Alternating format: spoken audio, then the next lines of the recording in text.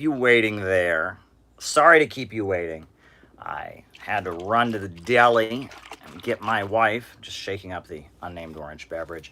Had to run to the deli and get my wife a sandwich before I got on here, and they took their time at the deli making the sandwich, and that's okay, I guess. You know, they didn't know that I had a live stream scheduled, so it was a little bit last minute, but here I am. I am here. So welcome everybody. Hit the like button, hit the subscribe button, hit the notifications bell. Hit the notifications bell. Always good to hit that notifications bell. That way you're notified when I'm live. And yes, today I did not start as soon as I would have liked, but I am here, and that is good. And I've got plenty of unnamed orange beverage. Plenty of unnamed orange beverage. Plenty of things to talk about. It's going to be good. So hit the like button, hit the subscribe button, hit the notifications bell. Post this wherever videos are posted. Reddit, Facebook, Instagram, Twitter, oh goodness, blockchain technology. Oh goodness, wherever you want to post this. Facebook, Twitter, Reddit, Bunker Chan, Prol Wiki, wherever you want to post this, you just go right ahead and post it, young man. You just go right ahead and post it wherever you want to post it. All right, folks, welcome. So, the way we do things here, for those who might be new or might be just joining us, is that I give my opening remarks, then I do the roll call, and then I answer the super chat questions that were written down. Throughout the show, I take this pen and this notepad and I write down the super chats as they come in. And when I finish with my opening remarks and the roll call, then I answer your super chats for the remainder of the program. So it's really up to you how good of a show it is, because you keep the super chats rolling in. So start those super chats. I'll start writing them down. You give me a super chat, you will get an answer. May not be the answer you want, but you will get an answer to your super chat question. So hit the like button, hit the subscribe button, hit the notifications bell. And now we will jump in. North Korean defector on Joe Rogan. All right. BPRK. I guess we won't jump in because I'll write the super chat down. The first super chat down, defector on Joe Rogan. All righty. All right. Feasibility of right-wing secession of Florida. All right. Texas, Florida secession. All right. And secession.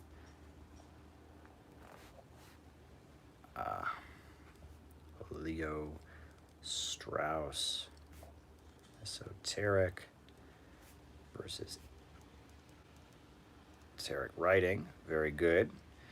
All right. Wrote those super chats down. In the second half of the show, you will get an answer to those super chat questions. There you go. So, folks, I thought that I would do my opening remarks today by reacting a little bit to ContraPoint's latest, I think it was an almost 2-hour screed on envy. I don't normally like to do this. I like to just play by our own rules here. We have our own worldview. We have our own perspective. We are guided in all things by dialectical and historical materialism. A does not equal A. You never step into the same river twice. All that exists is matter, and that matter is constantly in a state of motion. We are the city-building tendency in human history. The innovators, the city builders, grocery prices, the innovators, the city builders, driving forward human progress, challenging the status quo, the constructors, the city-building tendency. We are socialists. We see that the working class majority, those who sell their labor power, are suffering as the capitalist system grinds into decay and society is coming part, and on behalf of all society, the working class must rise up and take control of the banks, factories, and industries and organize them to serve public good, not profits. We need a government of action that will fight for working families. And with such a government of action, we could have a rationally organized economy, and human growth and creativity can no longer be held back by the irrationality of a system based on greed. The profit system can be eradicated and replaced with central planning of the economy, human reason, instead of the anarchy of the market and the chaos of production can be applied. Okay, all right. Wrote it down. Can be applied. That's the idea. That's the idea. But a rationally planned economy can be created where the people come first, and human reason and creativity is no longer restrained by the irrationality of the market. That capitalism is an outmoded system, just like feudalism was outmoded, just like slavery was outmoded, just like hunter-gatherer civilization was outmoded, and that capitalism will be replaced by socialism, a much more rational central planning and use of resources in which society as a whole controls the economy. And beyond socialism is the ultimate goal. Okay, ebooks, all right. The ultimate goal of communism. A stateless, classless world of vast material abundance, in which inequality fades away and human beings flourish, no longer struggling to survive, no longer slaves to nature. The struggle for life is eliminated and the human being flourishes, liberated from the restraints imposed by the daily battle with nature. And that this is something unique about human beings. Ants have been making their ant farms the same way for millions of years. They have. Beavers have been making their beaver dams the exact same way for millions of years. Furthermore, wolves have been organizing their wolf packs the same way for millions of years. But human beings, in just a few thousand years, have gone from hunter-gatherers in the woods to iPhones and space travel and artificial intelligence. This is really, really amazing. Human beings are amazing creatures. And we're amazing because we can constantly change the way we interact with our environment. We're ways of interacting with our environment, constantly revolutionizing our existence, getting to a more stable life, expanding our life expectancy, expanding our population. We've gone into outer space. We've invented computers. We have done so much, and the brilliance of human beings is not over.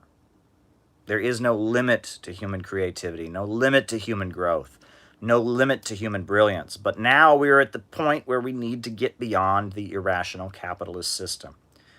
A system where profits and the drive to make profits on the part of private owners of means of production gets in the way of our rational drive to get to a higher stage.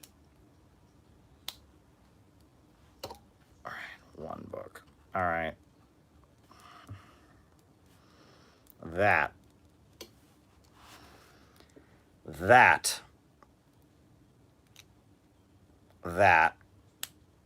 is the foundation of our belief here on these streams. We believe in human progress. We oppose capitalism. We oppose U.S. imperialism. We oppose all forms of oppression.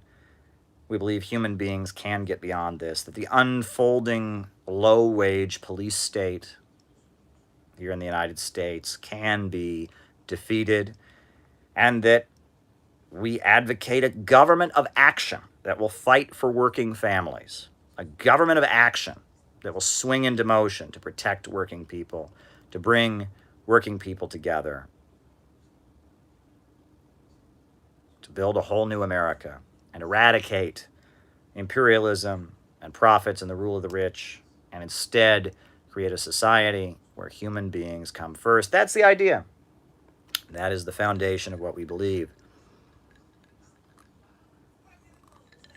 And so on that basis, I will react to the video posted today by the notorious bread tuber by the name of ContraPoints. The video is called Envy. It's very long. You don't have to watch it. You can just watch me react to it. How's that sound? I'm saving you all having to watch it. I wouldn't normally do this. I wouldn't normally just react to a video like this. But I must admit, must admit,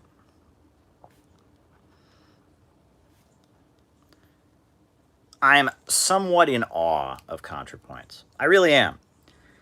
She is the only bread tuber who deserves to get paid.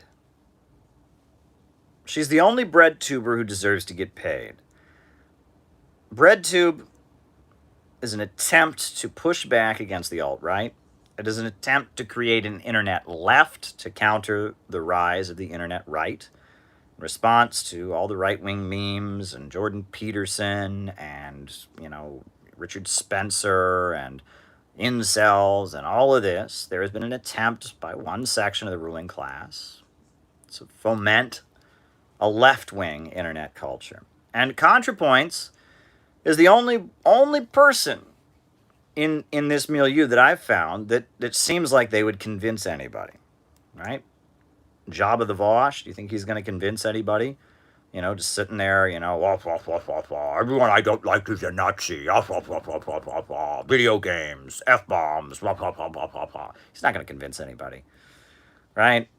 You think, Thought Slime, Skippy the Bear, standing in front of a pile of sewage, is, standing there going, you're making sarcastic, rude jokes while he stands there in front of a pile of sewage and says that growth is bad and that there's no hope, and tells stories about, about suicide and depression and child abuse, and that's not going to convince anybody. Not going to convince anybody. But ContraPoints, I will say, the content that ContraPoints puts out, some of it is of a higher caliber. Some of it engages with some level of depth into what people on the alt-right believe. Actually finds out why they feel this way. Doesn't just accuse them of being bad people, racist, sexist, homophobic, transphobic, etc. Doesn't just accuse them of being wrong, but actually digs into what are the underlying motivations of the belief systems held by people on the alt-right. What do these folks believe? And then from there, digs into what's wrong with it, and makes a rational case for another viewpoint. That is the polemic. That is the lost art of the polemic. And this is how, throughout human history, serious political thinkers, serious philosophers, serious writers, serious academics, this is how they've engaged with each other. You have to really find out what the other person believes, and then on that basis, respond to it.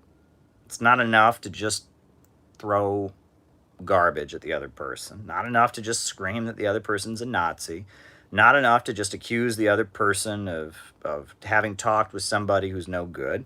No, you have to actually find out what the other person believes, dig into it, make criticism, and offer an alternative. That is really engaging. And so, in that sense, I'm in awe of ContraPoints, because she's the only person in BreadTube that actually does that. And that's why many of the BreadTubers hate her. And they don't just hate her. They have tried to destroy her. I don't think she's very good, honestly. I think that the message that she put out is particularly problematic. And I'm going to get into that. But the fact that she takes her job seriously puts her in a totally different league than most of her competitors in the breadtube universe. And so I just wanted to get that out there. Now, as far as the video today, it was called Envy, and it started out just basically going over the concept of what envy is. Human beings throughout human history have felt envy.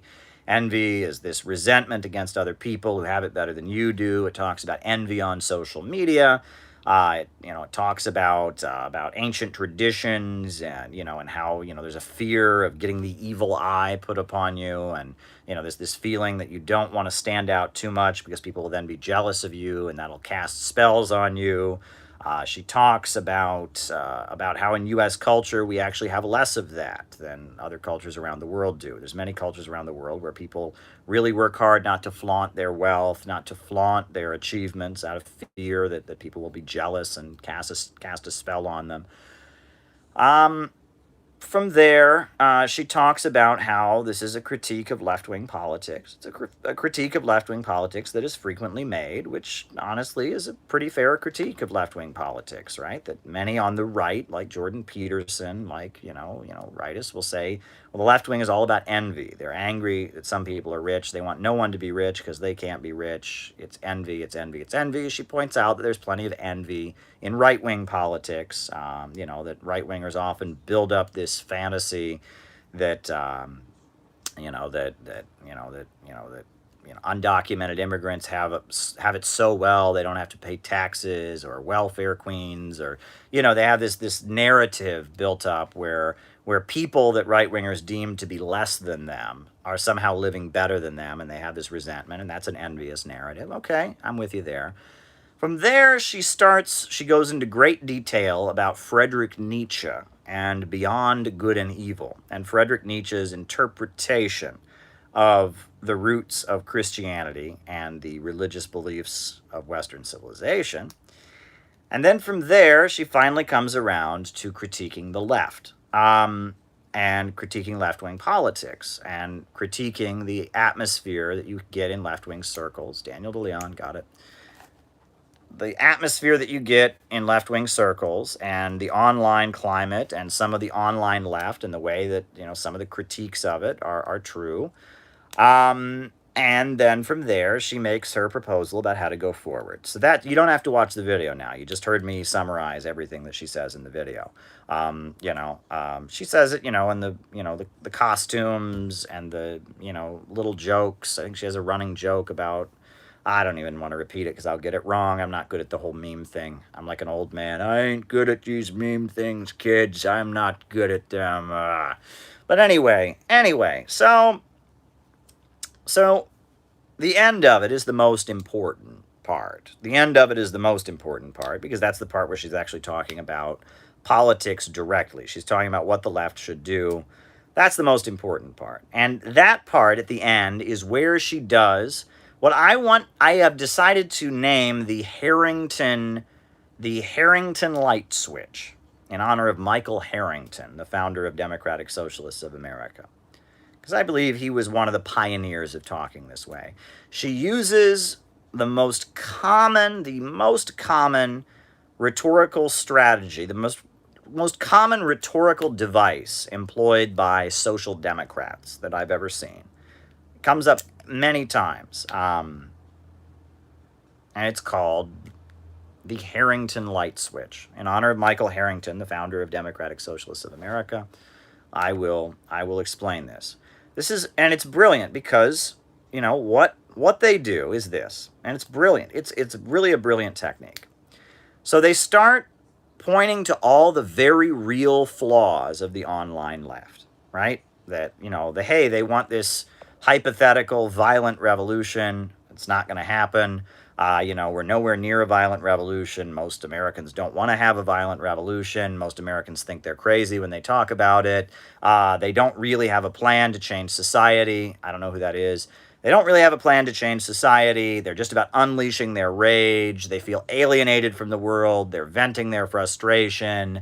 They alienate average people. All the things that I constantly talk about. All that stuff is absolutely true. The negativity, the destructiveness, all of that stuff. They make an amazing, on-point critique of the far left. And then based on that, they say, and you must be a Democrat. And so the response to that is to just be a reformist Democrat. And I've heard this from some of some of the elements that used to be in power in the Communist Party used to talk this way. DSA folks have been talking this way for years. And, I've heard this from people in the committees of correspondence. I've heard this from just, liberal academics. And it's a brilliant tactic, right? Because they're 50% right. They are 50% right. The left, again, a lot of toxicity, a lot of just pent-up resentment and rage, not a real plan to change society, getting your anger. That is all true. That is all true, right? And they're 50% correct. But based on the first 50%, they say, oh, so if you don't want to be this, you have to be this. It's a false dichotomy. If you're not this, then you're this. It's a light switch. Okay, so you don't want to be like the crazy, ineffective far left in the United States that hasn't really gotten anything done in decades, do you? Okay, click. Be nothing. Be a Democrat. And it's a brilliant rhetorical technique because there is a lot of truth in it. There is a lot of truth in what they are saying. There is a lot of truth in what they are saying about the far left, but it does not translate to, basically, if based on that, one should be a Democrat. And in fact, as I have pointed out on here, this light switch, don't be a crazy far left internet synthetic leftist, be a reformist Democrat, those are two sides of the same coin. They're two sides of the same coin. They are two sides of the same coin. The social democrats who vote for Biden and vote for the Democrats, and the people on the internet screaming that everyone who didn't vote for Biden is a Nazi and we're all going to die and we need a violent revolution and everyone's racist, sexist, and homophobic and we need to tear shit down. They're the same current. It's the exact same current. The synthetic left has two faces. One face is the crazed extremist, burn it down, online, cancel culture, SJW, anarchid, radical, and the other face of it is DSA. Their ideology is exactly the same. These two currents have the exact same worldview. What do they have in common? Number one, they think everyone's a Nazi. Everyone who might have the slightest right-wing manifestation is a Nazi. Number two, they hate all the existing socialist countries because, they're not good enough. They didn't, and number three, they have this hysteria about them. Number four, they tend to suddenly attack people who don't fit into this category. They're really, these are two faces of the same thing. And they share the same worldview, which is that deconstruction is the only hope. And whether it's deconstruction as liberals, within the system, working gradually to deconstruct things and transition us to the low-wage police state, take apart the U.S. society as it currently exists and devolve it into the open international system and transition the USA, give the USA the gradual woke makeover that Biden wants, or be out in the streets screaming and yelling and breaking things and beating people up and all of that, and do it that way. And in fact, it's just a division of labor, right? What Nancy Pelosi and AOC do to transition the United States, to give it a woke makeover, to make U.S. imperialism more effective so it can beat down China and Russia and dominate the world and drive down living standards in the United States and reduce the human population and reduce consumption, and what they're doing and what the synthetic left, the people that are out in the streets screaming and yelling and burning and beating people up, what they're doing and what Nancy Pelosi doing, it's just a division of labor. So ContraPoint's tearing down Antifa. ContraPoint's tearing down the more radical side of Black Lives Matter. ContraPoint's tearing down the Workers' World Party. It's missing the point. It's the same thing. It's the same current, okay? At the end of the day, it's the same current. They have a pessimistic worldview. They are aligned with the Democratic Party. They feel that the Democratic Party's enemies are their main enemies. They are hysterical. They are destructive. I mean, it's the same viewpoint. It's the same viewpoint. ContraPoints, in her video, she gets on there and she's talking about how, you know, a lot of the left circles are very negative. They're very jealous. They're very angry. There's a lot of resentment that's built up. There's a lot of, and all this.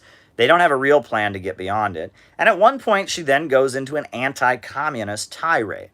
And she says, look, it's been long enough. Revolutions do actually happen. And she says that in the Soviet Union and China, basically, it was all just a big fit of envy and jealousy, and nothing good came out of it, right? And that, I mean, it was just a big fit of envy and jealousy and rage and resentment, and then, the leaders get in and unleash resentment against new targets like kulaks. They launch a cultural revolution and all of this. Totally missing the fact that in the 20th century, the Soviet Union and China raised millions of people out of poverty, took countries that were deeply poor and made them industrial superpowers, wiped out illiteracy, electrified the country, brought running water to the country, all kinds of great achievements, lifting people up, were done in the Soviet Union and China. And in Cuba, and in many countries that have adopted socialism. In Libya, with Gaddafi, for example, in many countries that have adopted an anti-imperialist system. Venezuela, Bolivia. Bolivia has done amazing things to reduce illiteracy, to build roads. They had the highest rate of GDP growth. Nicaragua has done amazing things, the Sandinistas. That no, the socialist movement is not all about tearing things down. It is about building things up, right? And that it's similar, the point that she's making at the end in her political part is actually quite similar to what I said in chapter 2 of my book on Kamala Harris, my book Kamala Harris and the Future of America. I talk about the very fact that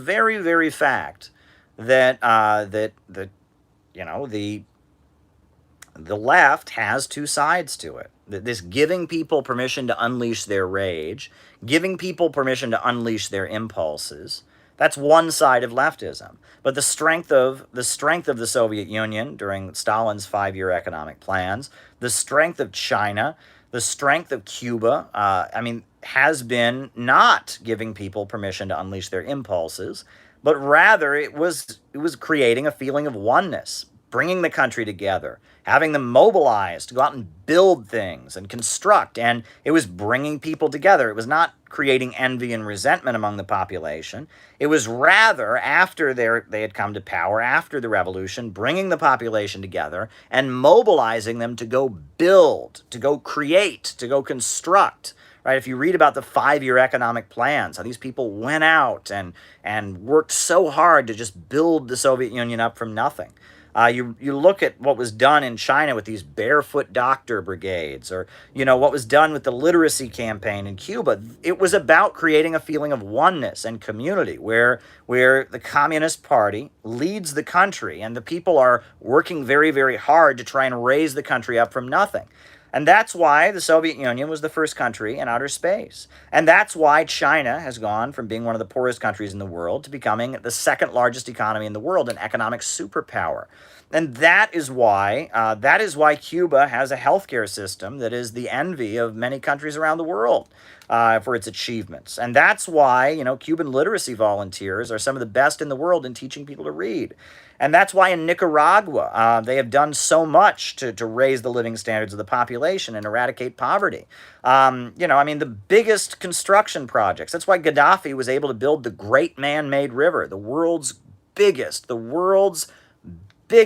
irrigation system was in Libya, created by the socialist government.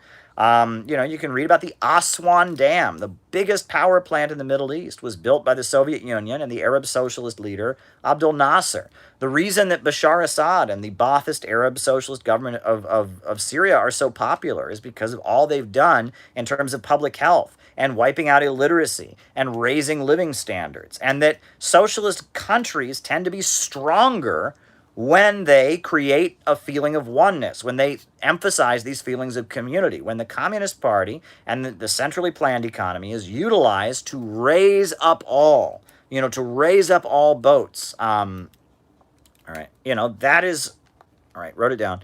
That is the strength of socialism. But according to ContraPoints, none of that ever happened. None of that ever happened. It was all just a big temper tantrum of rage and resentment. And that's not the truth. That's not the truth.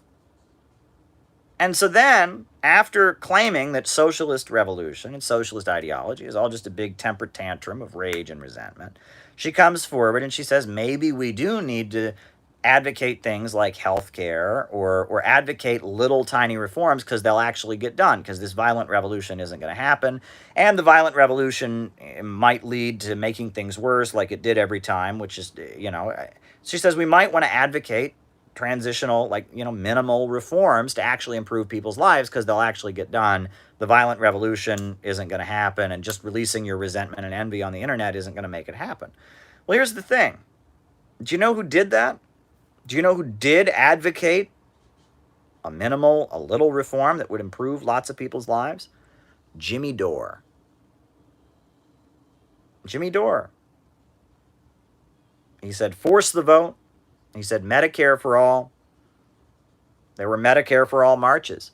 And what did the bread tube crowd say? Did they say, good one, Jimmy Dore, you're exactly right, let's go out and do it? No. Did AOC fight? Did she force the vote on Medicare for all? No. Did all the ContraPoints fans and all the Vosh fans go out there and say, they're right, ContraPoints is right, we don't want to unload our resentment, we want to actually get things done. Here's Medicare for all, it could improve people's lives. Did they mobilize to go out in the streets and march for Medicare for all? No. No, they didn't. They called Jimmy Dore a Nazi.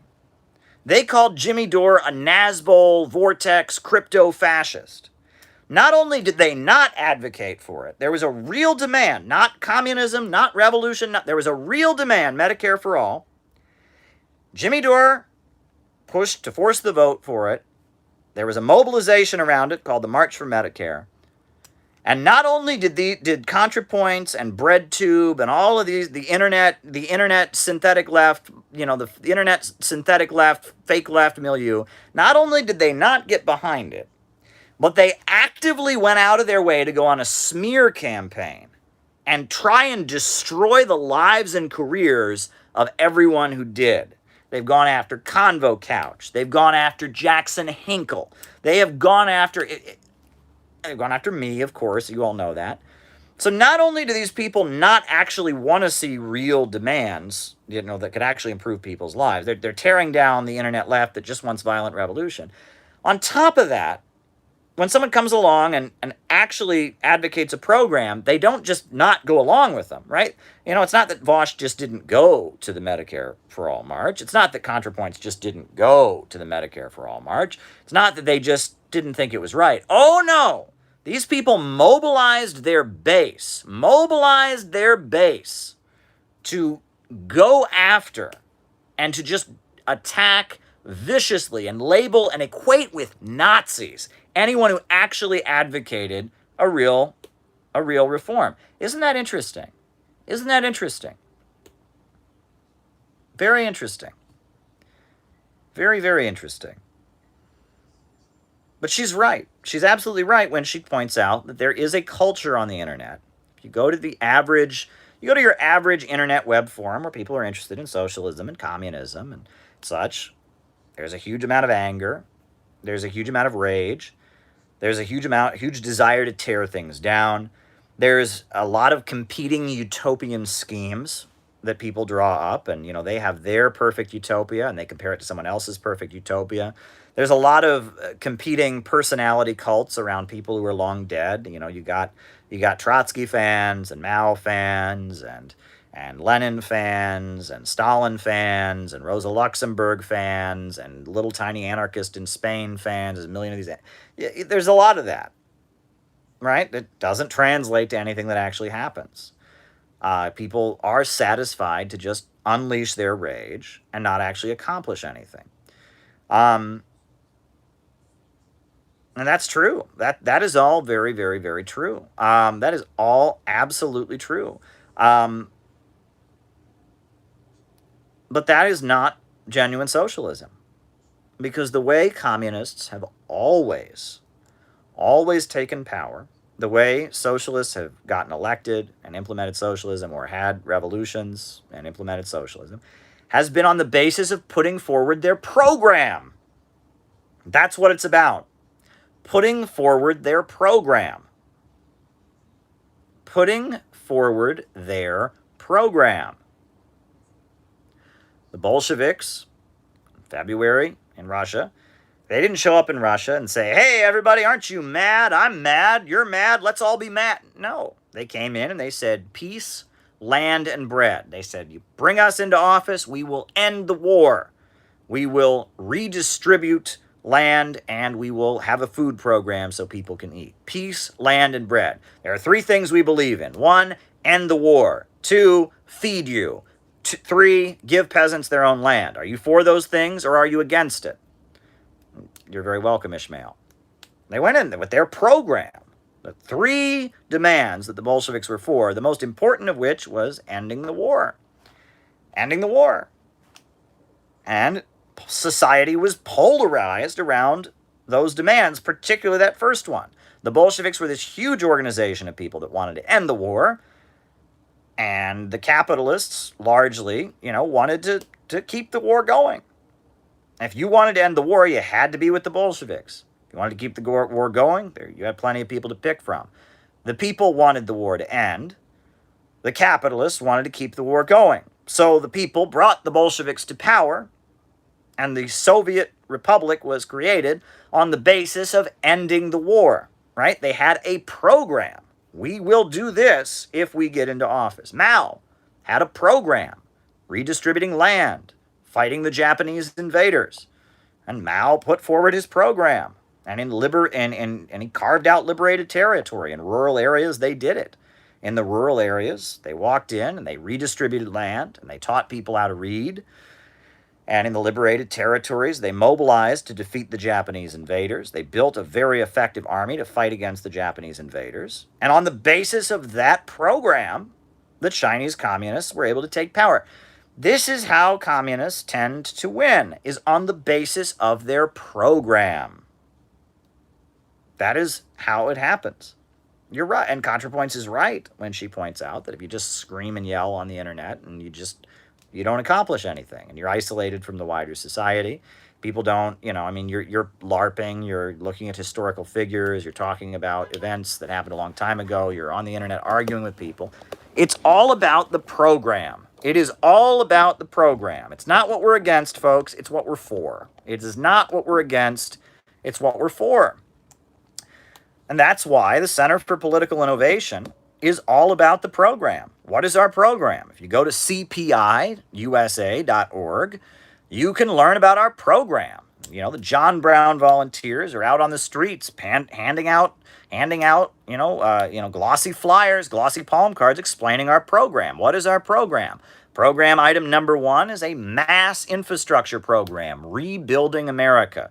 New highways, new bridges, new high-speed railway, a high-tech makeover of the country, new power plants, new water treatment facilities, new universities and schools. That's step number 1. Step number 2, in order to pay for it and in order to fix our economy, public control over natural resources. Oil, gas, and timber, and coal, and natural resources should be managed by the public, and the profits from our natural resources should go into the public budget. Public ownership of natural resources. That's step number 2. Step number 3, a central, public control of banking. have banking and the lending of money done by the state in the interest of the community overall. So that if it's done by the state in the interest of all, we can basically have the economy, be planned by having a state monopoly on credit. If somebody wants to start a business, they need to come to the community and ask, and make the case that their business will benefit the community. If someone wants a loan to buy a house, make a case to the community and have community and public control over the lending of money. And step 4 would be the enactment of an economic bill of rights, the right to jobs, the right to housing, the right to education. And if you carried out those 4 steps, the USA would be on the road to socialism. If you want to know what we're for, we are for a mass infrastructure program to rebuild the country, hiring the unemployed to rebuild America. We are for public ownership of natural resources. We are for public control of banking, and we are for an economic bill of rights. That is what we are for. And when it comes to the issue of climate change, we are for Fusion City. We want to build a mass united international project to defeat fossil fuels. Fusion City, right? A combine all of the efforts of China, all of the efforts of Russia, all the efforts of the United States and India and South Africa, all the scientists from all over the world,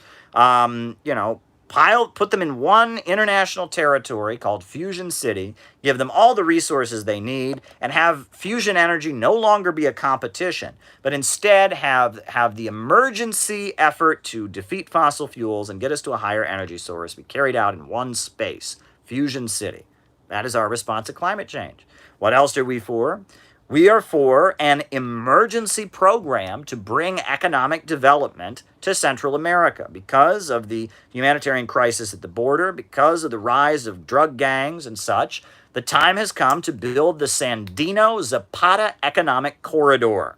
The time has come to bring jobs and schools and education and economic development to Guatemala and to Honduras and the government of Nicaragua and the government of Mexico and the government of China and the government of the United States need to come together.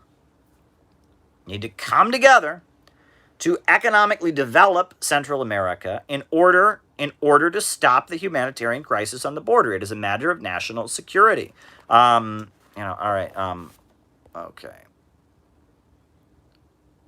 CCP support. Okay. Okay. It's a matter of national security. Right? And that is what we are for. And because we are a serious communist party, we do what, we're not a communist party really, we're a think tank, but because we're serious Marxists, because we're serious socialists, because we're serious, right? Because we are serious, we do what communists do in the rest of the world. And they approach people with a program. They say, what are we for? This is what we're for. This is what we're for. And we hope that different political parties in the United States will take up these demands. Not just, Marxist parties, not just socialist groups, but we hope that people in the Democratic Party will be for Fusion City. We hope people in the Republican Party will be for Fusion City. We hope that people in Congress will advocate the Sandino-Zapata Economic Corridor. We hope that people in Congress will take seriously our 4-point economic program. We are a think tank putting forward programmatic policy solutions to address the country's problems while at the same time educating people about the ideology of Marxism. That's what the Center for Political Innovation, CPI USA, that's what we do, right? We engage in political education. We put forward policy solutions. It's a think tank. And honestly, it's what serious communist parties should be doing. But right now, we don't have a serious communist party in the United States. We have a million different fringe groups that are competing with each other, that are small and isolated from the masses. Well, the Center for Political Innovation wants to get to average Americans. It says out of the movement to the masses, out of the movement to the masses. And that is the idea. That is the idea. And that is our program. That's what we're for. That is what we're for.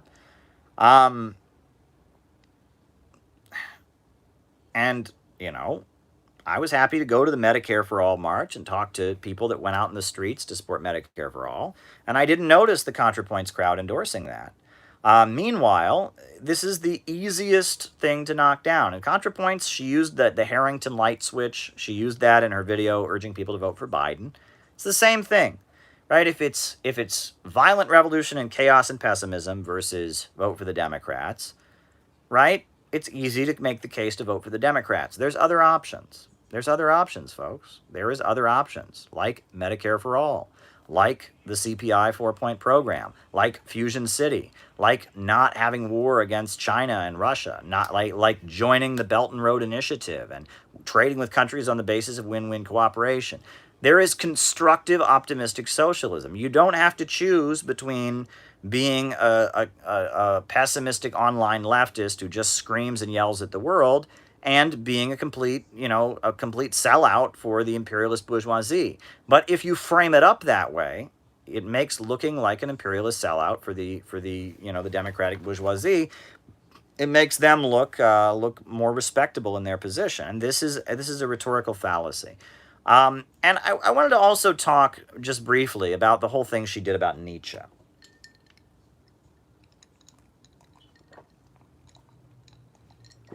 So she had a whole long tirade in there about Nietzsche. And I was thinking, why did she do that?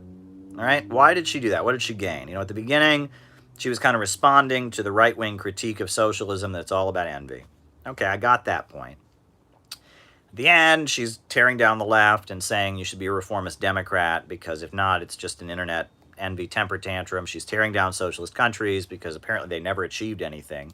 I mean, the myth of the 20th century, they never accomplished anything. I mean, China raising 800 million out of poverty, Cuba, I mean, never. I mean, it's just unbelievable that she would say that. But, Ben Burgess is there advising her. These people know what they're doing. They're evil. These are evil folks, okay?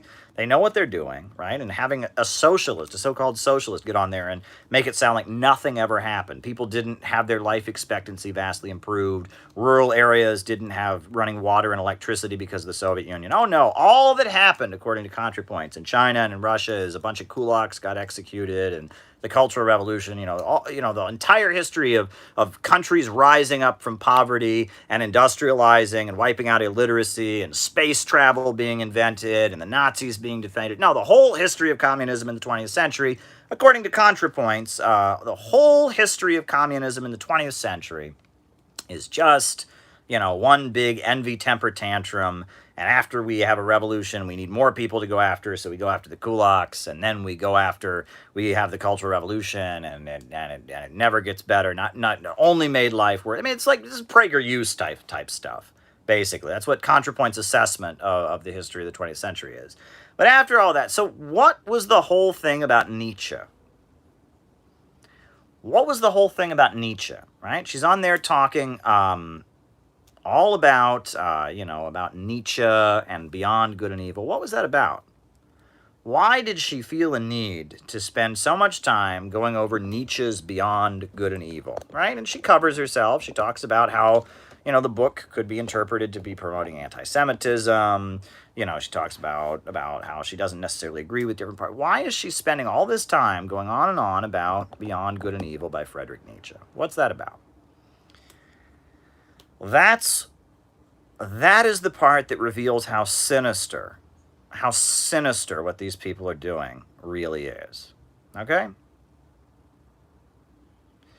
Because at the end of the day,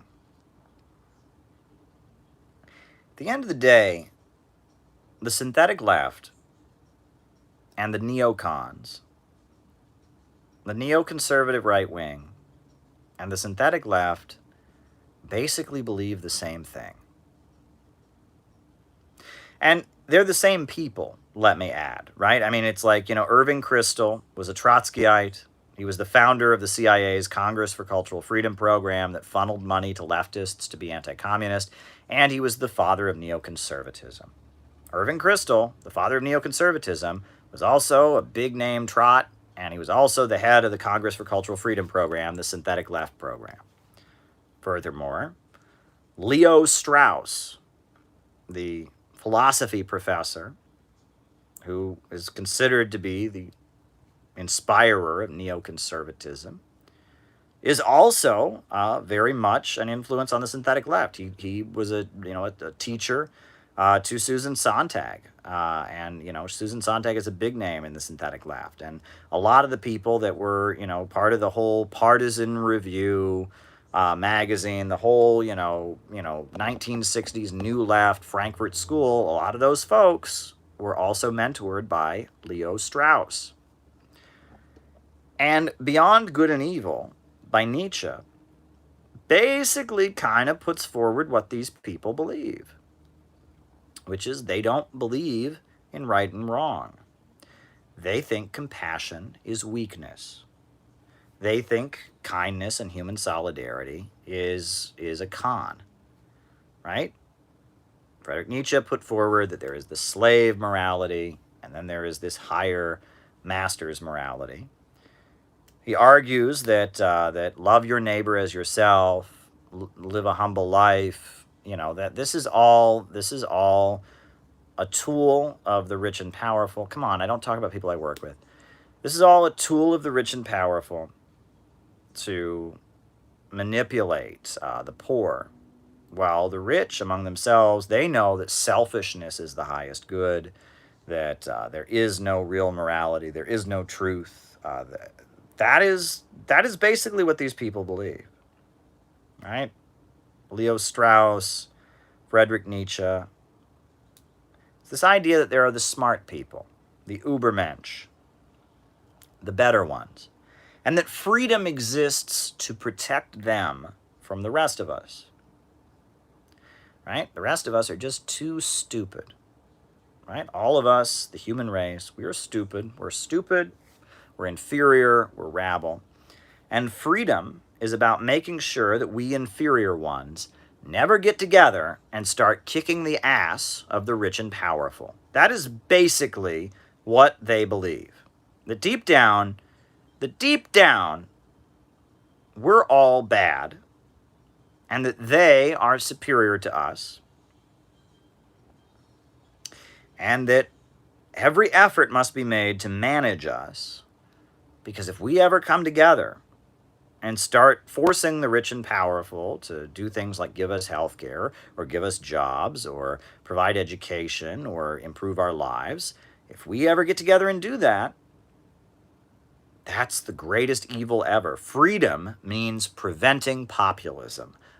And in their minds, there is no difference between Nazism and communism, which is nuts. Hannah Arendt, she, Congress for Cultural Freedom, she wrote a book called Eichmann in Jerusalem. The book is all about how Adolf Eichmann, this Nazi war criminal, horrible human being who participated in the Holocaust and murdered millions of people and was an awful person, how deep down Adolf Eichmann was just an ordinary guy, because deep down, ordinary people are all a bunch of Nazis. And that's why we need to razzle-dazzle and brainwash them. All right, multipolar world. We need to control them. We need to lie to them. We need to con them. We need to manage them. Because if they ever get together and start demanding their rights and taking away the sacred freedom of the intellectuals to rule, then it's a nightmare. Then it's a nightmare. Collectivism, right? Solidarity, all of that is a threat, right? That the freedom of intellectuals means the freedom from us. That historically freedom has been about protecting, not just freedom, but law, is about protecting the weak from the powerful. That is the purpose of law, is to protect the weak from the powerful, right? For example, right? If I'm here in my apartment, just enjoying my night, and 5 guys kick down my door and take all my stuff, I'm one guy. What am I going to do to stop them? Not much. Right? The reason we have laws against burglary is because I'm weaker than 5 guys, but the law is there, in theory, to prevent those 5 guys from taking all my stuff. That becomes burglary. I'm weaker than those 5 guys. They're stronger than me. But in theory, right, the law is supposed to be there to make sure, all right, Hoja on Albania, all right, Hoja. The law is there to make sure that me, the weaker guy, is protected from the stronger, right? Why is it, there's old ladies out there. If there's an old lady walking down the street, right? The law is there to make sure some big, strong guy doesn't go punch her and take her purse, right? And this applies, update on synthetic left book. All right. this applies not just on a local, on a small scale, right? It's there to protect people who might be might be weaker or stronger in everyday life, but it's supposed to apply. It's supposed to apply on a national level, right? We live in a society where you're stronger when you have more money, right? When you have more money, you're stronger. The strongest people in a capitalist society are those with the most money. That's simply a fact. The strongest people are those with the most money. Law and morality is what forces those folks to not be able to just rule over the rest of us. Absolutely, right? Law creates things like the minimum wage. Law creates things like workplace health and safety protections. Law makes it so just because they have more money, they can't just ruthlessly rule over us. But neocons, Leo Strauss, Friedrich Nietzsche, oh no, they don't see it that way at all. No. Freedom is about protecting the strong from the weak. That the weak are the dangerous ones. And everything must be done to protect the strong from the weak. That is what they believe. And it's very, very, very dangerous. And that's what ContraPoints believes when you listen to it. And that's why the BreadTube crowd think Jimmy Dore is a Nazi. Because Jimmy Dore, he called for a rally for healthcare, and all of us Untermenschen, all of us inferior rabble, were out there demanding something from the great AOC, one of them, somebody who went to Congress, right? Somebody who went to Ivy League schools and was vetted.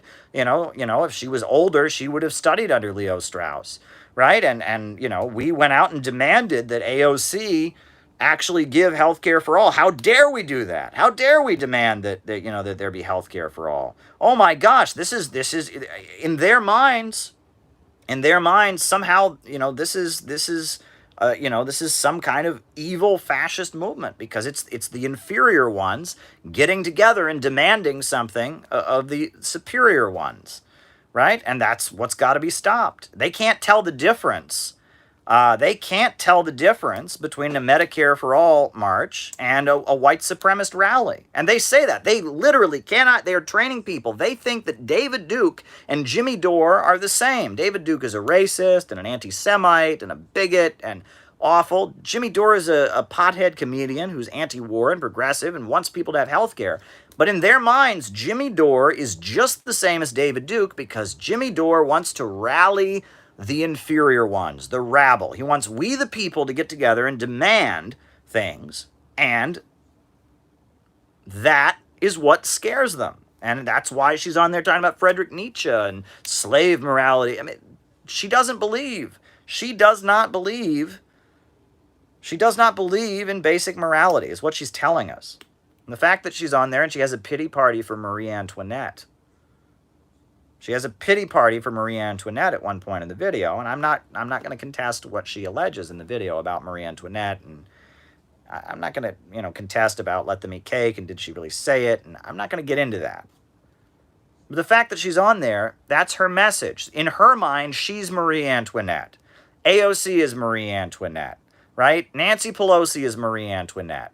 They're the elites, and when we get together, we are the ugly rabble. We are the inferior ones, and we can get together and we can fight for workers' rights. We can get together and fight for health care. But in their minds, there is no difference between us getting together and saying we want a government of action that fights for working families, and in their minds, and I don't know, Nazi fascist lynch mobs or something. In their minds, whenever the rabble are getting together and demanding their rights, that's bad and that must be crushed. Individualism above all else, so that the rabble don't get in our way. That's what they believe. That's what they believe, and it comes from Leo Strauss.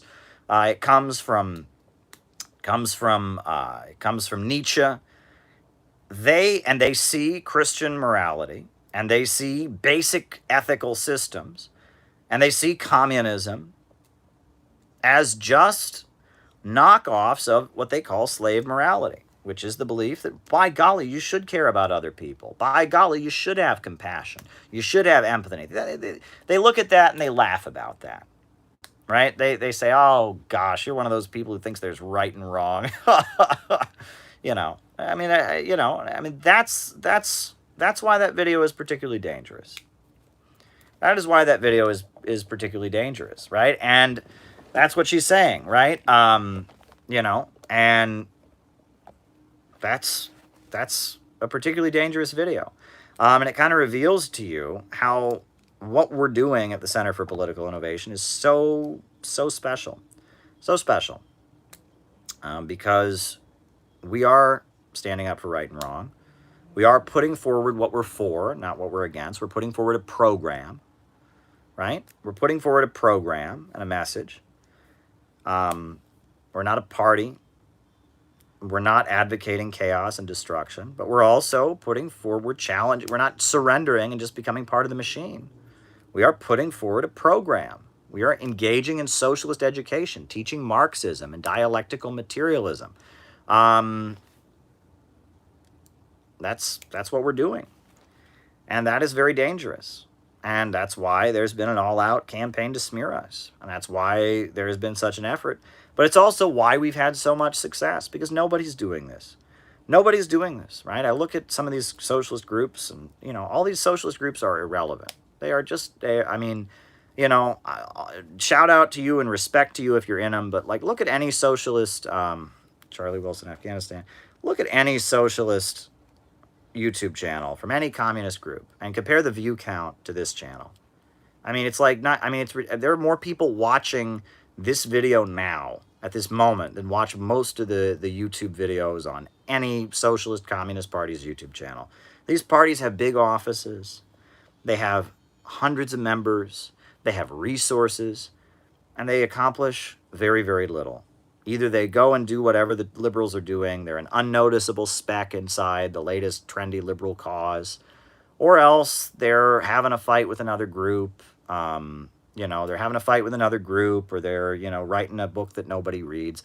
I'm just a dude, you know, I've got my own resources, and if you look at what the Center for Political Innovation has accomplished in the last year, we had a huge gathering in Pennsylvania, and the videos of that are going up, by the way. The Saxton Lectures, they're being called. The first two clips are up. The first two, they're both about 40 minutes. The two presentations are up. Videos from Saxton, Pennsylvania. They're up. They're linked down below if you want to watch them. The first one is on Marxism, Karl Marx's teachings, Karl Marx's revolutionary work and teachings. Second is on imperialism and the rise of Bolshevism. There's plenty more coming. Plenty more coming. You know, we're doing that. We're going to be having an event on the West Coast before the end of this month. It's going to be very exciting. That's coming up. I'll be out on the West Coast. That's going to be interesting. We've got a team of people, and I want to give a special shout out to, there's a team of people. We formed this outreach team called the John Brown Volunteers. And these people are out on the street every day. They believe in it. You know, there's one guy on the team, you know, thank you, Herb Bryant, for your super chat. There's one guy on the team, Pennsylvania, you know, sold his PlayStation, sold his Pokemon cards, came up here and said, how can I help? How can I do this? Another guy from another state, you know, graduated from high school, quit his job, drove his truck up. He's been here. How can I help? If you want to help these people, send them a Cash App donation. Cash App John Brown Volunteers right now. Just do it, right? It's $ John Brown Volunteers. Cash App them. Just send them a Cash App right now. You know, cut out the middleman. Cash App $ John Brown Volunteers.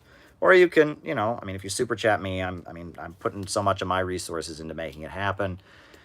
Or you can just, if you want to send me money on PayPal, it'll go to them, you know, but, you know, it's my PayPal is calebmaupin@gmail.com, no spaces, periods, or anything. But, you know, a contribution would help them do their work.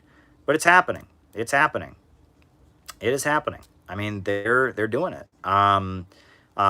They're doing it. They're out in the streets, and we're building the Center for Political Innovation. Not a party. You can do Venmo also. At John Brown Volunteers on Venmo. Just @ John Brown Volunteers on Venmo. Not hard. Help them out. You want to help them out. Help us maintain our efforts. Thousands of palm cards for the Center for Political Innovation have been distributed. Hundreds of buttons that say, end the wars, bring the troops home, or or cross out, cancel student debt have been distributed. They've been out on the street. They've been selling Gaddafi's Green Book, the Center for Political Innovation edition of Gaddafi's Green Book. They're relentless. They're working hard. They were out in Prospect Park on Saturday. They've been around Manhattan, and every day they go out and they work hard because this is what we need. This is what we need. Fist up to the John Brown volunteers. Exactly. We need people to just do it. We need to go to the American working class with our program. With our program. And thank you for the super chat. With our program. That's what we need. We need to go with our program. Left Bonapartism. All right? With our program. It's not what we're against. It's what we're for. Let me repeat that. It is not what we're against. It is what we are for. It's what we're for. We're in it to win it. We're in it for what we believe in. Right? We're in it because capitalism is a deeply irrational system. Right? And ContraPoints is right in pointing out the ugliness of a lot of the pessimistic online left. They are just destructive. They tear everything down, rage. She's right. She's absolutely right about that. But she's wrong that means you have to be a Democrat. No, it means we need to bring forward our program. It means we've got to be bringing forward a constructive program. So there you go, Patrick. All right. Okay.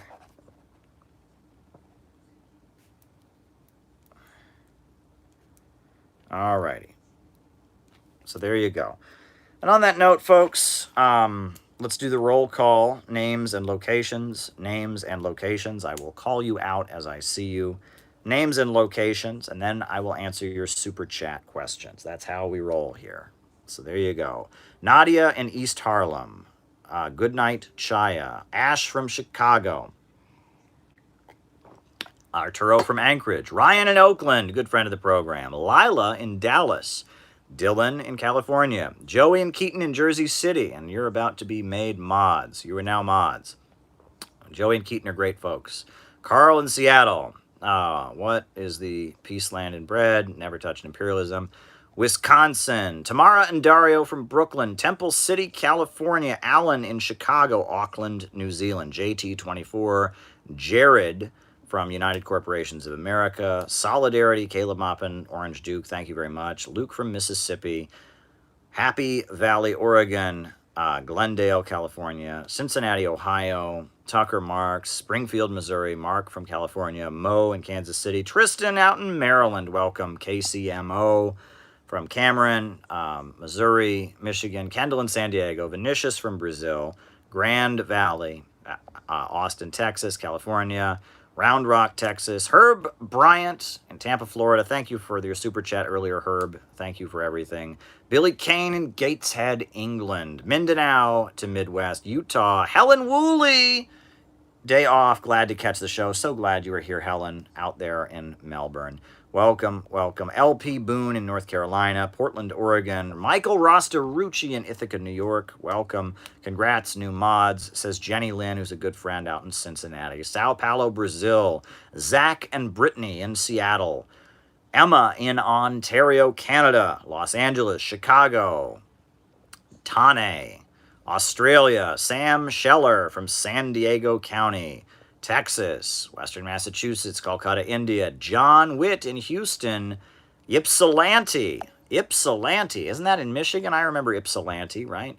Adelaide, Australia. Mohsin from Iran. Cleveland Pirate Alex. Stephanie out in Alabama. Keegan, New York. Merced, California. Looking forward to meeting you in, okay, very good. Ryan Preston, very good. Pomona, California. Kingston, London, Hong Kong. David Fox in Bendigo, Australia. Ben in Denver, West Virginia. Very good. Sydney, Australia. Bermuda. Daniel in Seattle. Jeff in Los Angeles. Northern Michigan. Naples, Florida. Naples, Florida. Harold Sullivan. Welcome, welcome, welcome. Shaking up and pouring more unnamed orange beverage. Wow. All right, there you go. Nate in Chicago, Solaire in California. Alrighty, folks. Keep the super chats rolling in. I will answer them as they come in. I will answer them as I will go. We'll just start answering super chats here. DPRK defector on Joe Rogan. I haven't watched that episode of Joe Rogan. I will say that wasn't this the DPRK defector who started saying that the USA was like North Korea because of the campus cancel culture atmosphere or something. I thought that was a joke when I first heard that. Is she the one who went on Fox and was saying that? I really did think it was a joke. When I first heard that, I thought it was like The Onion, right? But no. So, I mean, for years, anti-communist defectors have come to the United States and told horror stories about, stuff in their country, and you have to believe them. In Eastern Europe, after the fall of the Soviet Union, every poll comes out and people say life was better. But oh no, I talked to a defector from one of these countries and they told me a horror story, and it's true. But yeah, I mean, that takes the cake. I mean, I'm not a fan of cancel culture, and I'm not a fan of the atmosphere where, look, like there's a woman who was my friend at Occupy Wall Street. She was my friend at Occupy Wall Street. Won't say her name because I didn't, I'm not gonna get into too much details about her. She's my friend at Occupy Wall Street. She's very frustrated by the lockdowns, very frustrated by them, and it is really, she's young, struggling, trying to make it in New York City. And, the pandemic completely destroyed her. I mean, it just destroyed her economically. She couldn't even afford to live here anymore, and so she has bought into some of this, I don't know, anti-vax, whatever you want to call it. Okay, fine. You know what I mean? I don't. I'm vaccinated. I think that COVID is real. But it's like so many people who knew her won't speak to her anymore, have denounced her, have urged people to unfriend. Like, what is with you people? This is somebody who got arrested with us at Occupy Wall Street. This is someone who got badly beaten up. You can tell her she's wrong. I don't agree with you. I've told her that. She knows I don't agree with her. But I think she's still my comrade. People who are wrong on some issue don't deserve to be just completely written off. And from a working class perspective, this pandemic has been devastating. And the insensitivity around that from these liberals, these middle class folks, they're doing fine. So what's the big deal? Right? I mean, no, it's been devastating. And it's benefited Jeff Bezos, and it's benefited Walmart. It's benefited these big corporations. They never let a good crisis go to waste. They didn't create COVID, but they saw it as an opportunity to make money, and they jumped on it. That's what they did. So let's just admit that that's what happened, okay? And the fact that a working class person in this age of conspiracy theories might think it was a conspiracy is understandable. It's wrong. I don't agree with them. But it's, again, it makes sense. And if you just write them off, and if you just say, oh, they're bad people, you're a Nazi Trump supporter. And here's the thing. If there's not room for people who might feel that way in leftist circles, there's going to be room for them on the right. There's already room for these people on the right. That's one thing I do not understand. I really do not understand about communists and leftists, right? They just hand people over to the enemy. What? Oh, you're religious? Go over to the enemy's side. Oh, you've got questions about COVID, or you're suspicious of the vaccine. Go over to the enemy camp. Go over to the enemy camp. Oh, what? You might have said this a long time ago, or you may have thought this, or just go over to the enemy camp. Go over to the enemy camp. It's like we just hand people over to the right wing. Oh, just go join the right wing. Just go over to the.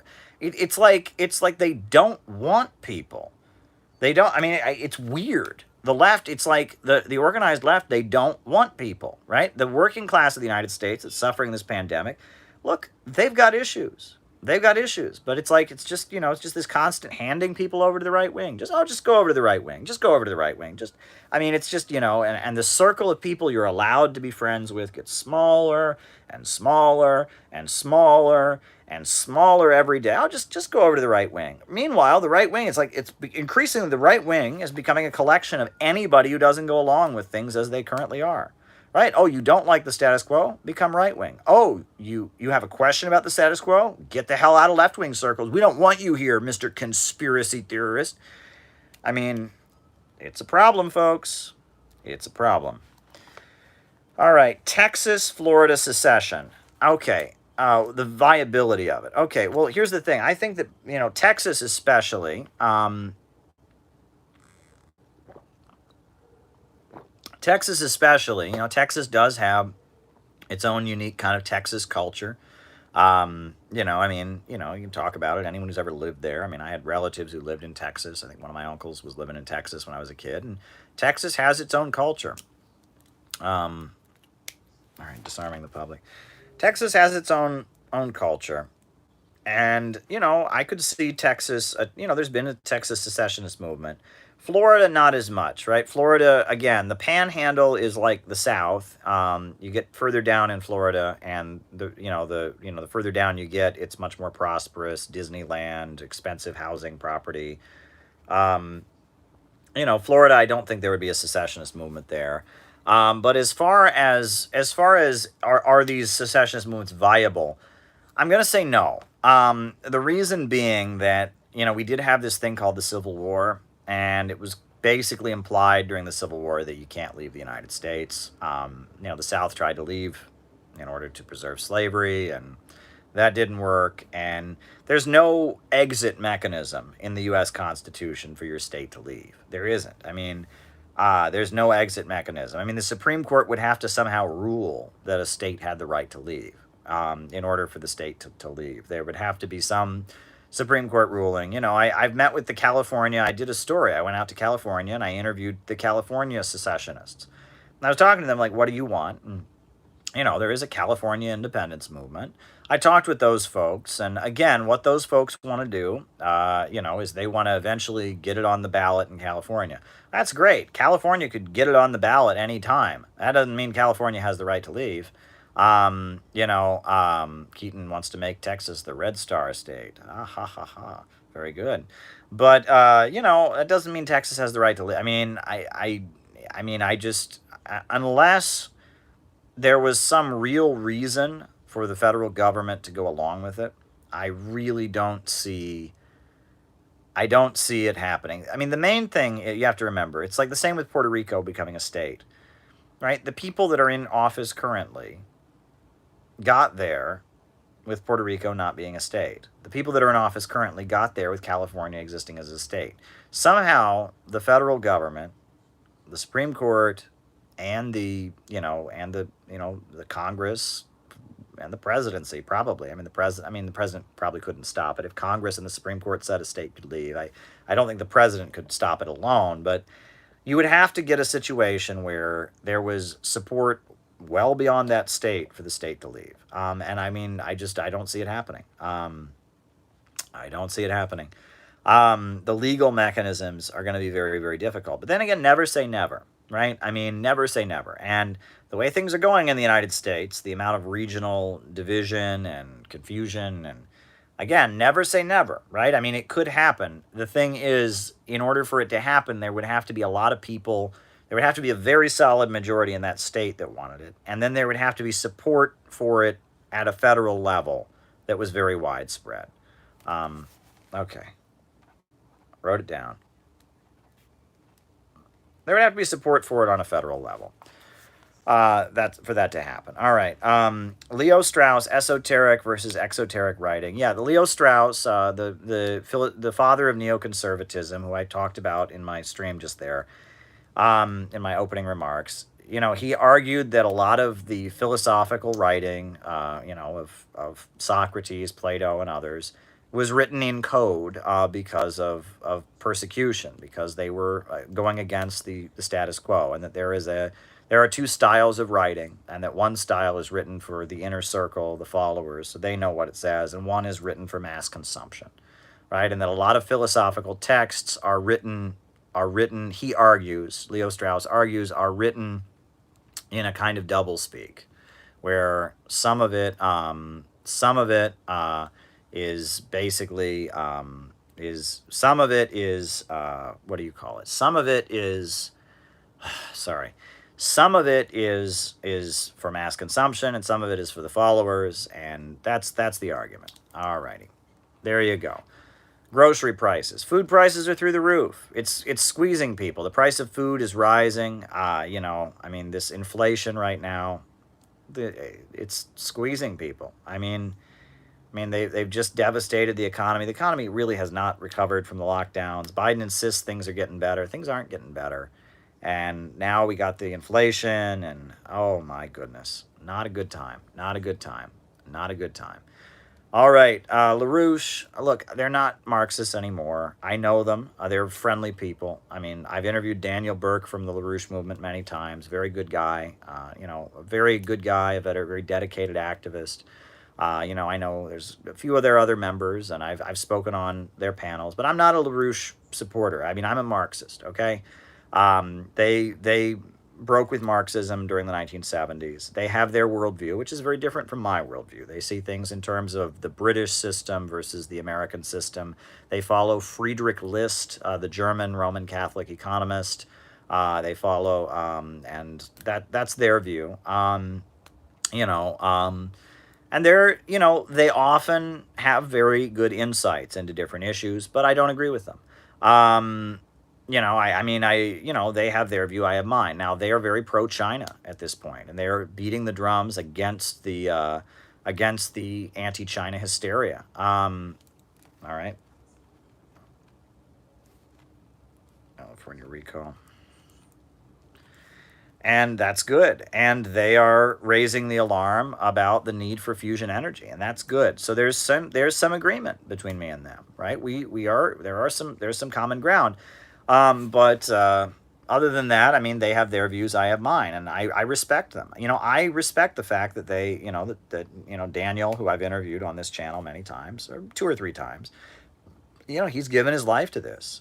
He's a Harvard guy. I mean, he studied at Harvard, and he joined that group, and he's out there handing out leaflets for that organization every single day, and he's a good guy, right? And I don't like the fact that they've been canceled. People claim that they're Nazis. They're not. People claim they're anti-Semitic. They're not. A very big percentage of their group are Jewish, actually. But they don't have my views, and they have, there's a history of them saying a lot of things I don't agree with, and I'm not going to go into too much detail about it. I think you can infer, but there's a lot of things that they have actually said that I don't agree with. There's a lot of things attributed to them they never actually said, but there's a lot of things they have said that are not my view, right? Their view of Marx, I think class analysis referenced that. I don't agree with that, obviously, and that's just wrong in my view. I will say, though, that one thing that often comes up when you bring them up in left-wing circles is people recall something called Operation Mop-Up. And actually, years ago, that used to be my response. Whenever I would see them, I would be like, Operation Mop-Up, you guys attacked communists with baseball bats. Well, they were still communists back then. You have to remember, they were a communist group. They had not dropped Marxism yet. And I guess the whole thing started because they were beaten up. And so then they responded by getting beaten up. And I've also, having talked with many old communists during this same period in the early 1970s, and especially as the 70s got going, Maoist groups used to go beat up pro-Soviet groups, and pro-Soviet groups used to go up and meet up Maoist groups, and Trotskyite groups used to go up and beat up people. The Spartacist League, the Spartacist League, was known, they were a Trotskyist group, and they would go around and mix it up and beat up and get into fistfights with leftist groups. And, I know that there was a march for South Africa. There was a demonstration in support of the ANC in South Africa, and a bunch of, crazy Maoists, from, I think they were from the Communist Workers' Party. They violently attacked it because they said that, the ANC was a front for Soviet social imperialism. So during the 1970s, there was heavy FBI infiltration of communist groups. The Communist Party was heavily infiltrated by the FBI. The Socialist Workers' Party was heavily infiltrated by the FBI. All the lefty groups were infiltrated by the government, and they were fighting with each other. And the amount of violence that went on between leftist groups in general, I mean, I was in the Workers' World Party for years. Those folks admit that there was some violence between them and other leftist groups. So the fact that they did this Operation Mop-Up, it sounds like they they were pretty effective with their violence. Well, I don't endorse that. That's not a good thing to do, but I don't endorse it when the Maoists do it. I don't endorse it when the Trotskyites do it. I don't endorse it when the, when the Communist Party did. I don't endorse that, right? And they don't do that kind of thing now. So, whatever. And again, I'm not with that group. I'm not a member of that group. I don't agree with them. There are some fundamental disagreements. I mean, climate change, for example. I think climate change is a reality. Okay, man-made climate change is a reality. They don't. Okay, they insist on some of that, climate change stuff. We disagree on that point, right? Their worldview, which is British versus American system, I don't agree with them on that point. But again, I don't think that they are Satan. I don't think they're neo-Nazis. I don't think they're Satan, and I don't appreciate the way, again, that they're widely demonized, and so I respect them. Let me put it that way. I respect them. There's certainly things that have gone on in their history. And look, I've made mistakes in my life. I mean, I'm not going to go into great detail about them, but there's times I've made mistakes. Is Thailand an anti-imperialist state? All right, cool. So there you go. Anyway, that was probably way too long of an answer on that question. But next question. All right. Ebooks. I don't do ebooks. And the reason I don't do ebooks, it's simple. Do you know why I don't do ebooks? Look what happened with the BreadTube book. Right? I didn't make it an ebook. Imagine that I'd made the BreadTube book an ebook, right? Look what happened, right? Even with it not being an ebook, people bought it and quote mined it, right? And that's way easier to do with an ebook, right? That if I published ebooks, what would happen is 2 seconds after it came out, one guy would buy it and quote mine it and find 5 or 6 sentences they could take out of context to say that I'm evil, and then that would be it, right? I want people to I want my books to be for people who actually want to read them. I'm not trying to get rich from my book sales. I am not going to get rich from my book sales. I'm not, right? I'm not. You don't buy my books. I'm not like, I'm not J.K. Rowling, okay? I'm not going to get, no one, it's like, oh my God, did you see the latest? I know in our circles, we really like my work and I appreciate that. I'm not getting rich from my book sales. But I would rather that people buy a physical copy than get an ebook that just sits on their computer, or that they can then quote mine and use against me, right? If somebody really wants to hear what I have to say and read a book, buy it. And I know some people don't feel that way. There are some people who say, look, Caleb, I only read ebooks. I have a Kindle. I have a Nook. And I'm sorry. That's just not where I'm at. That's just not where I'm at. So, I do print books. So there you go. Alrighty. If I could have one book, what would it be? And the person said, obviously not the Bible. That would be The History of the Three Internationals by William Z. Foster. I love The History of the Three Internationals by William Z. Foster. It is one of the most important books. I mean, if you want to understand Marxism, read The History of the Three Internationals by William Z. Foster. All right, resources on Belt and Road projects. Well, Chinese media has a lot on that. You can also, there's a lot, that's published in international media on that. So, yeah, there you go. Yeah. All right. Were some communist group organizations opposed to Cuba going to Angola? Yes, Helen, they were. Yes, they were. Cuba and Angola. I'll just answer that right now. The Revolutionary Communist Party, the U.S. RCP, which is a Maoist group, they were very outspoken against it. They claimed that that was Fidel Castro. So let me back up. So, in the 1980s, Angola was, it was headed by the MPLA, which was a, socialist Marxist party, was leading Angola, still leads Angola.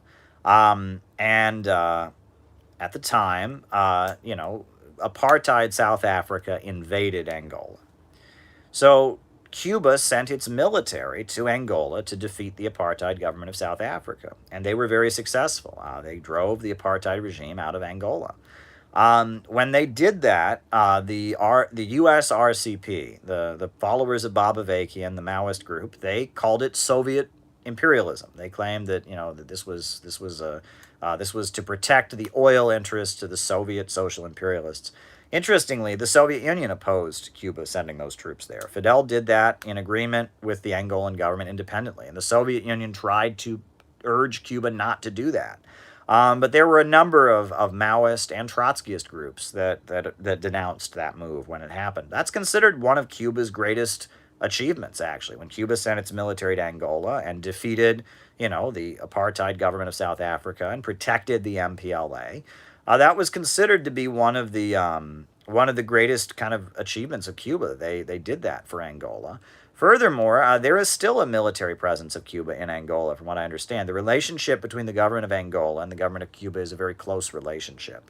And at one point, there was a military coup attempt in Angola against the leading. There was a faction of the MPLA, a renegade, like Trotskyite faction, tried to seize control of the government, and the Cubans were involved in putting down that kind of revolt, and they were involved in the fight against UNITA. Right, the CIA supported this counter gang in Angola for many years called UNITA, right, which stood for the Union for the Total Liberation of Angola or something like that.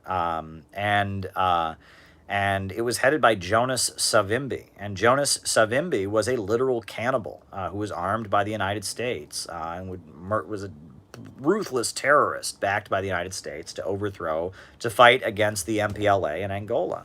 What's interesting about Jonas Savimbi is in the 70s, Jonas Savimbi, this brutal U.S.-backed terrorist armed by the CIA, he claimed to be a Maoist. He claimed he was a Maoist communist. Then in the 80s, he said he was an advocate of Jeffersonian democracy. He was a Christian, blah, blah, blah, blah, blah. Well, the whole time he was a monster, and he was a mass murderer. I mean, you read about Jonas Savimbi, he sounds like a character from a horror movie or something. I mean, you can't make up a scarier, more evil-sounding dude than Jonas Savimbi. But he was backed by the U.S. government, and he was defeated. The UNITA was defeated. The Civil War ended in 2002, and after that, for a while, Angola had one of the highest GDP growth rates in the world. The MPLA said Angola starts now, and they started building and constructing. It was really kind of a huge breakthrough when that civil war finally ended. And with the oil prices rising, Angola had some real development. Some great economic achievements happened in Angola, in the aftermath in 2002 when the civil war ended. Israel threatening to invade Iran. Okay. Israel threatening invade Iran. Alrighty. So, there you go. All right. Daniel DeLeon. And thank you, Helen Woolley, for that super chat. I thought I would just answer that right then because it was something I could talk about. Daniel DeLeon. Daniel DeLeon was a syndicalist in the United States. He was a Marxist. He founded the Socialist Labor Party. He was actually a college professor at Columbia University, and he supported the election campaign of Henry George, the economist, who was in a coalition with the Marxists. Not a Marxist, but he advocated like nationalizing all land, taxing land values. Daniel DeLeon endorsed Henry George when he ran for mayor of New York City, and for that he was fired from his job at Columbia University. So he became the leader of the Socialist Labor Party, the SLP, which was the first major Marxist group in the USA. There were other associations and such, but, the SLP was the first group. And Daniel DeLeon was a bit of an ultra-leftist. He was notorious for being a bit of an ultra-leftist. He was opposed to any labor unions that weren't communist-led. He was kicked out of the IWW. He was a founder of the Industrial Workers of the World, but then he was kicked out of it. But Daniel DeLeon made a great contribution. He was a very important figure in the founding of American Marxism. He's the one who coined the term aristocracy of labor that Lenin later used. It's an important concept in Leninism. He came up with it. That's Daniel DeLeon. Daniel DeLeon is an important figure in U.S. history, no doubt about it. Daniel DeLeon.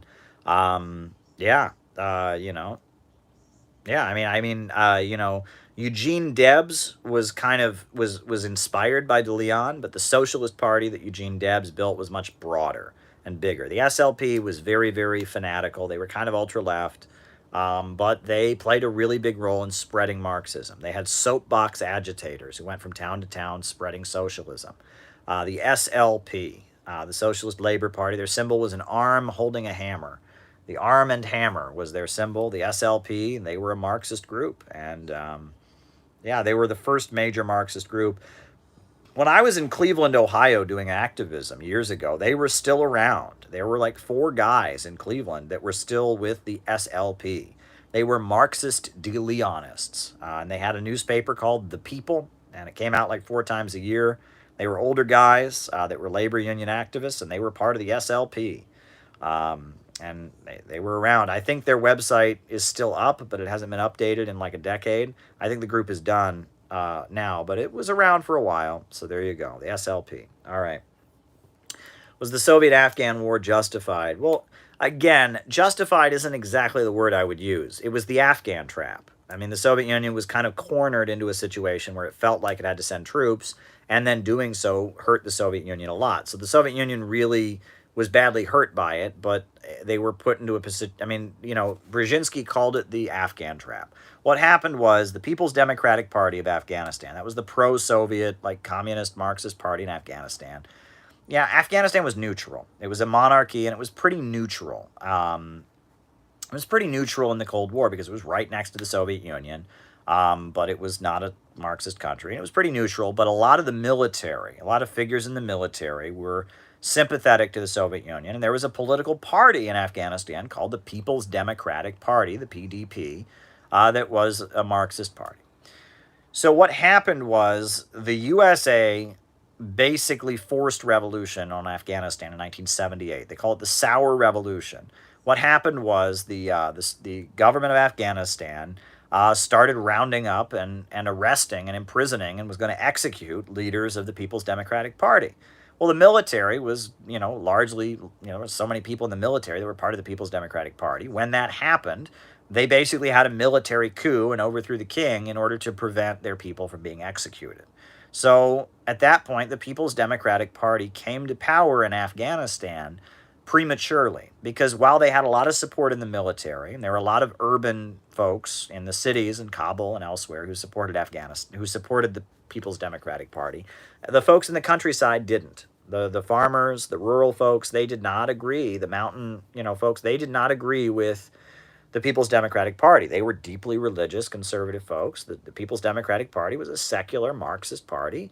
And, you know, the rural Afghan, Central Asian folks, they didn't agree with, you know, they didn't agree.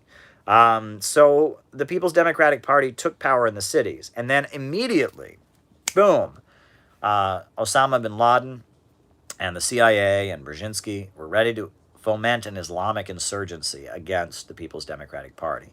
And that was the plan. Brzezinski admits that his plan was to give the Soviet Union a Vietnam. And the Soviet Union, why did they then send troops at that point? Well, because the People's Democratic Party was in power. Suddenly there's a violent insurgency against them. They're right on the border of the Soviet Union.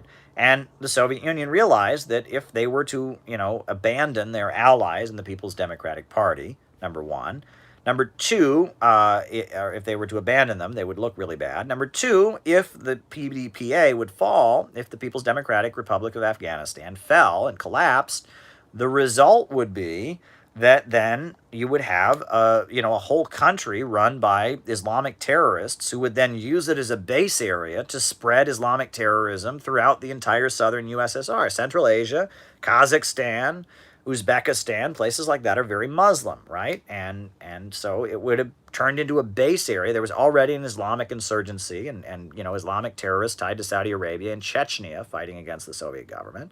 So the idea was that Afghanistan would then become a base area to spread Islamic terrorism throughout the entire southern USSR. So the Soviet Union felt like it had to support its allies in the People's Democratic Party, number one, and it had to also make sure that Afghanistan didn't become a base area for spreading Islamic terrorism all across the southern USSR. So they were kind of backed into a corner where they had to, they had no choice but to send troops. And it was not popular, and it destroyed morale in the Soviet Union. And it was awful, and it killed 1 million Afghans. It was an awful war. At least 1 million Afghans fled the country or died. It was a horrendous war. The terrorist groups started getting in on the drug trade, and it was awful. Why did that happen? Why did this country called Afghanistan, this deeply poor country, have to go through that? Because the U.S. imperialists wanted it, right? If they had just left Afghanistan alone, the king would have stayed in power, the People's Democratic Party would have been a big part of the military, and everything would have been fine. But no, Brzezinski admits that they set up the Afghan trap. They forced a situation in Afghanistan that would create a civil war. Well, I'm sorry. I'm sorry. The Soviet Union did not want the Afghan war. And there was some claim I've heard people make that the Soviet Union, like they intervened in Afghanistan because they wanted access to the ocean or something. That is the most ridiculous thing.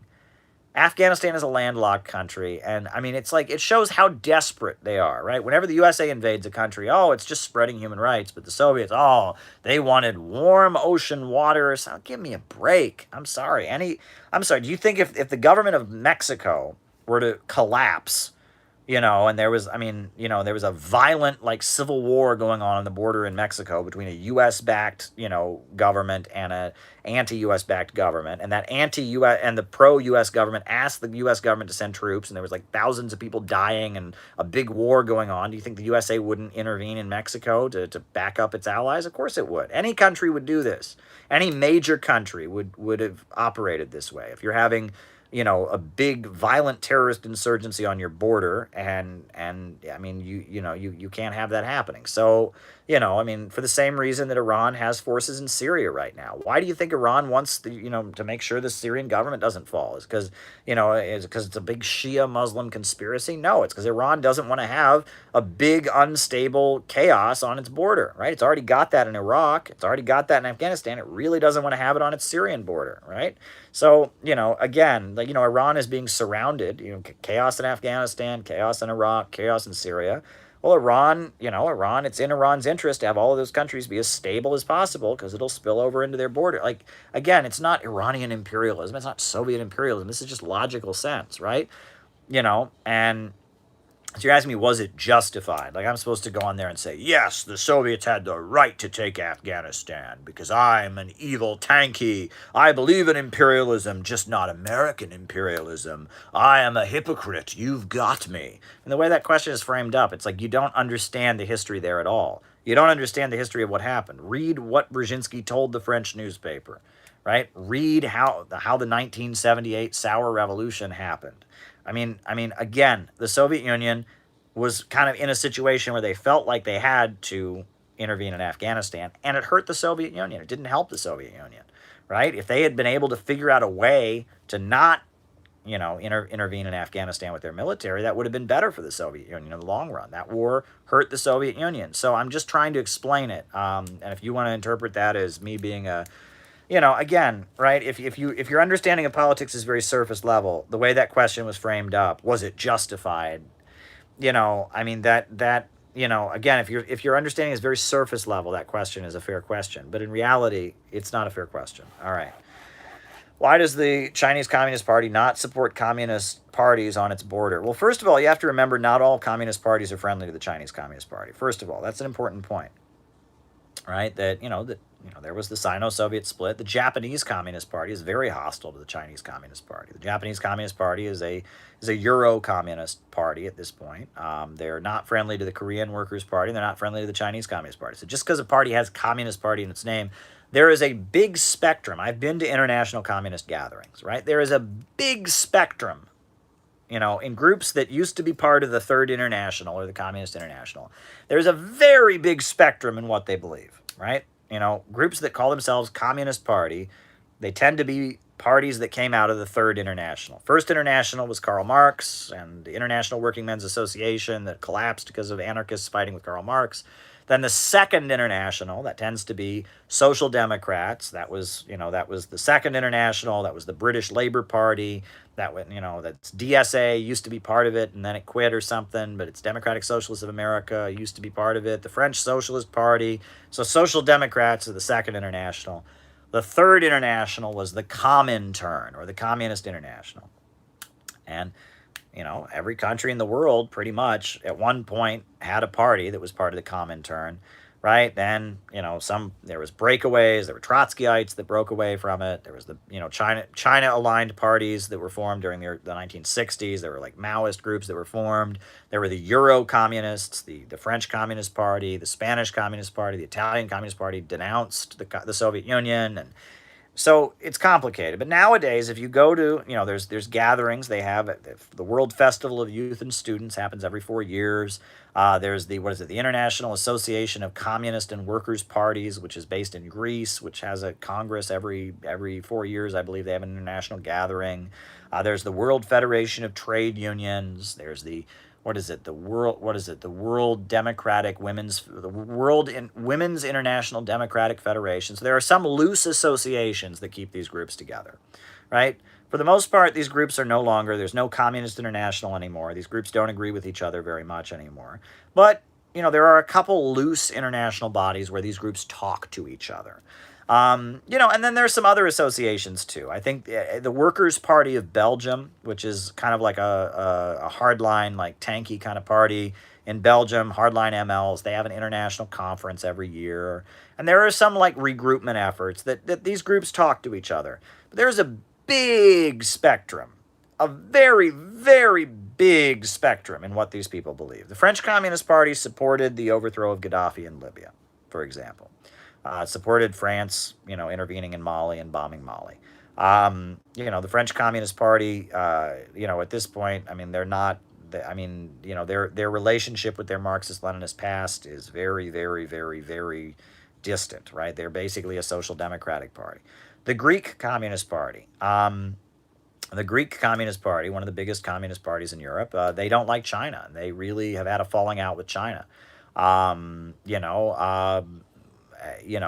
they are also very, very, are very much a pro-Stalin party. They feel like the fall of the Soviet Union is because they got away from Stalin.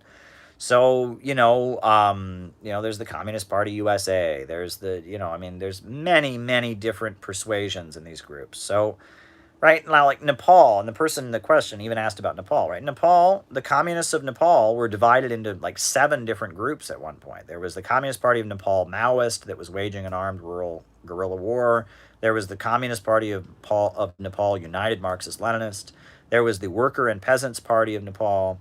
Well, they've all merged into one communist party. There's one Communist Party of Nepal, and it's very friendly to China, and they very much are inspired by China, etc. But there are other countries surrounding China that have different, political forces in those countries. And China is not exclusively allied with any communist party in its surrounding countries, right? China, again, their position has been since the early 80s that class struggle beyond their own borders is not their business. They are not spreading communism all over the world. They don't do that. And if they were to do that, they would immediately be isolated. They build infrastructure around the world. They think that trade will bring the world together, but China is not the Communist International. They're not spreading communism around the world. They're not creating chaos around the world. They're not doing that. Why would they do that? I'm sorry, but it's like that would not be in China's interest to do that. And it wouldn't be in the interest of those countries to have China, trying to foment, civil war or exclusively backing a communist party against other forces. Again, we're not, the idea that China is trying to cause chaos and instability around the world would hurt China, and it would hurt if they were doing that, it would hurt the countries that they were doing it in. So China's not the Soviet Union, and that didn't work very well for the Soviet Union. When the Soviet Union, the Comintern and all of that, when the Comintern was dissolved, that was a good thing. That was a step forward, because again, every country has its own road to socialism. Right? Communists in any country should not be foreign agents. They shouldn't be working to carry out the interests of some foreign state. They should be working to advance working people and to raise living standards in their own country. Communists are not agents of a foreign power or a foreign government. They aren't. Okay. Multipolarity. Multipolarity is a great thing. The idea that different countries could be, stepping up, and the whole, unipolarity is the idea of the world centered around the United States. Multipolarity is the idea that no, like the world would have different centers of power in it. The United States would be a center of power. Europe would be a center of power. Russia and China is a center of power. Iran, India, and that's how it should be, right? The whole world shouldn't be centered around one country. There should be different centers of power on the global stage. I mean, what is so controversial about that? The fact that there are all these articles claiming that anyone who advocates multipolarity, they're a Nazi. I mean, no, it's just kind of common sense. Why should one country dominate the world? That's not good. That's not good, right? The 1990s, Pax Americana in the 1990s, that's what they called it. They called it, they used to call it Pax Rome when Rome ruled the world. There was peace because Rome ruled the world. It was about Pax Americana. What was Pax Americana like? It was mass death, millions of people dying in Eastern Europe, economic genocide in Eastern Europe. It was neoliberalism killing millions of people in Latin America. In 1999, I went to Ecuador. I saw with my own eyes what was going on there when I was a kid. It was awful. Neoliberalism killing people, Khrushchev's downfall. It was awful. It was just downright awful. The special period on Cuba where Cuba was, facing, this blockade. It's not good. Pax Americana was not good. Neoliberalism, not good, right? Beating down and destroying countries, not good. Thank you, Gleb Perch. Not good, right? Not good. Not good. So, multipolarity, having, different centers of power on the global stage seems pretty basic and reasonable. I don't know why people consider that to be such a bad thing. Look, we wouldn't have healthcare and education and jobs in the United States if it wasn't for the Soviet Union. We wouldn't have the minimum wage. I mean, if you look at the Cold War, if you look at, the 1930s and Roosevelt, and if there was no Soviet Union, you and I would be a lot worse off. We benefited from multipolarity during the Cold War. Economically speaking, there would be no civil rights movement if there hadn't been for multipolarity during the Cold War. So yes, having one center of power on the global stage is not good. I don't know why that's controversial. What in the world is controversial about saying that? Enver Hoxha on the DPRK. I don't know. I'm sorry. Enver Hoxha's later years, some of his later writings are a little bit. He claims that Kim Il Sung abandoned communism. He claims that Mao was a CIA spy the whole time, and I don't know. Enver Hoxha, you can learn from Enver Hoxha. He was clearly a brilliant tactician against the Nazis during World War II, and he very much he tried to build as an egalitarian as possible of a country in Albania as he could.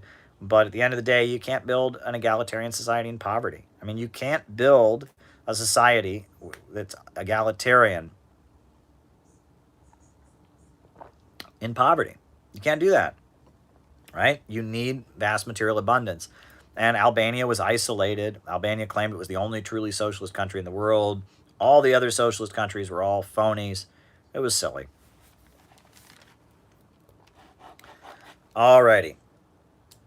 Update on the Synthetic Left book. I should get back to it. I have a manuscript, a draft of it.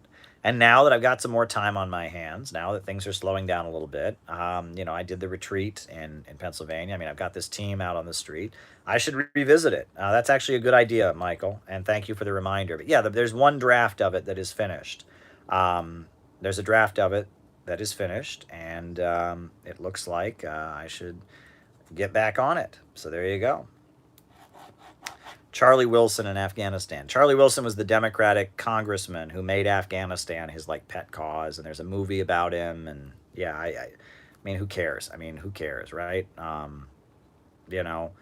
Who cares? I don't know. Again, the way that story is told, it's again, I scroll back. I told the entire story of the Afghan war, what was really going on there. Brzezinski told the whole world what was going on there. So there you go. Left Bonapartism. Well, Bonapartism is a phenomenon where a member of the capitalist class or a figure in the capitalist government, in order to try and stabilize society, and in order to try and end a crisis in society, and in order to gain power over other members of the capitalist class, when one section of the capitalist class tries to gain power over another, and there's kind of a strongman authoritarian figure, that's Bonapartism. And Napoleon Bonaparte, the first, Napoleon, he kind of did that a little bit, but it was most especially in 1851 when Louis Bonaparte who was the nephew of Napoleon Bonaparte, became the military dictator of France. Napoleon III, Louis Bonaparte, Louis Napoleon. He became the dictator of France, and he did implement a lot of left-wing kind of progressive reforms. I mean, I think he created a 12-hour workday. He built hospitals for poor people to go get medical care. He built a lot of railroads and infrastructure in the country. You could argue Louis Bonaparte was a left Bonapartist. He wasn't a socialist by any means, but he built an army of lumpen proletarians to kind of be his battering ram to force French society to, accept the agenda of his faction of the ruling class.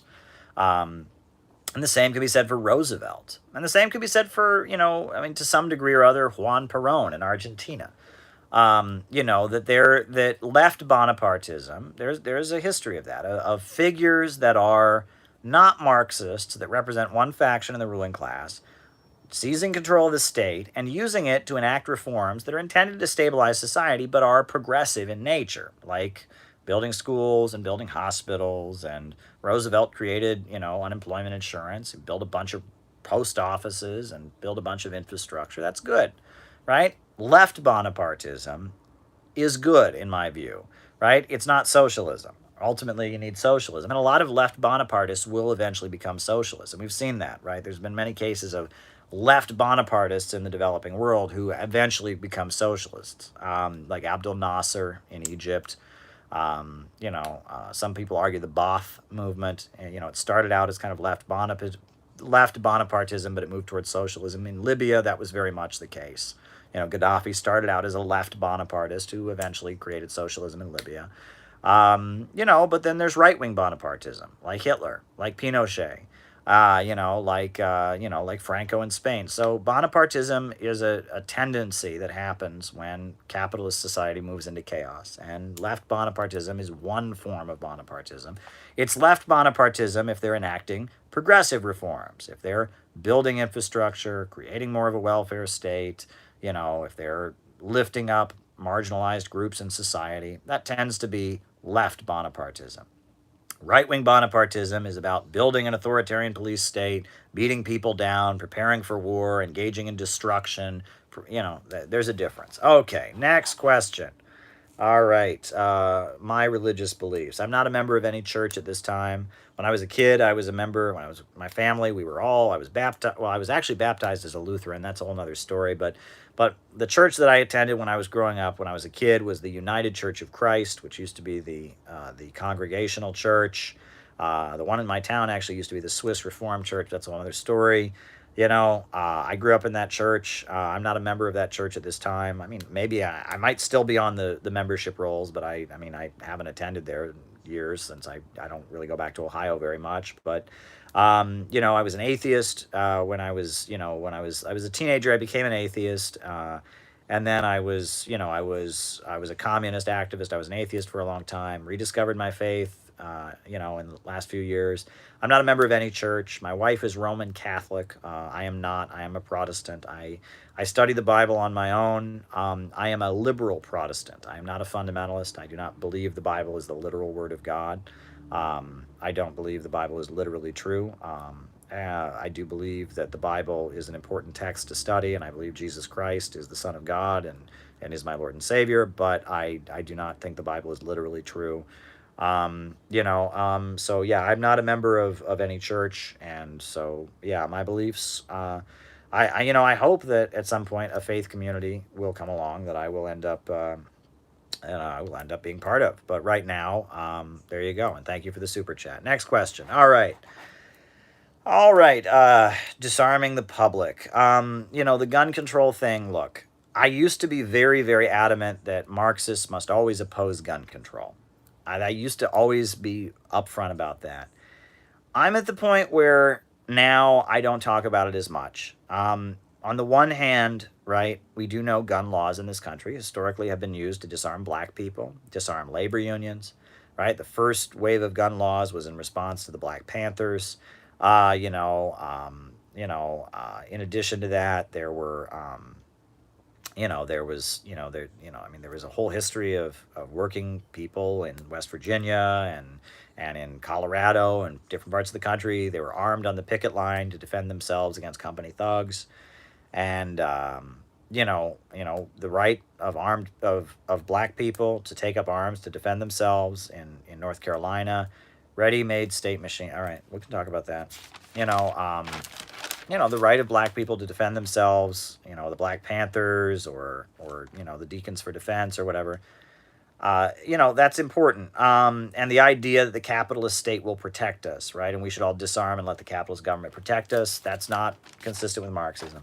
That said, the school shooting thing, okay? The school shooting thing, often those guys who do the school shooting things, those incel guys who, crack and, they've been looking at racist hate on the internet. And a lot of times they are advocates of white supremacy. But their mass shootings that they carry out, generally they're just killing random people. I mean, they're just going to their school and they're shooting up the school. They want to kill a bunch of people. They want to kill a class full of children.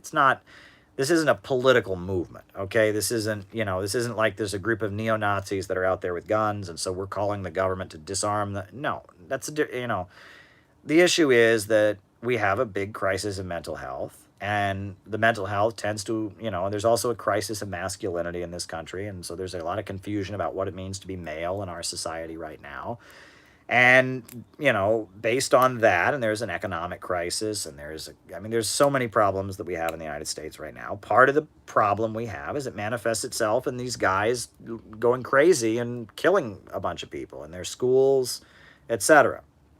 So when people say we should have gun control so these guys can't do that, I don't feel right shouting at them and telling them no. I don't feel right, on the one hand, if I had kids, I would probably want to do everything I could to make sure that some crazy shooter didn't come to school and kill them.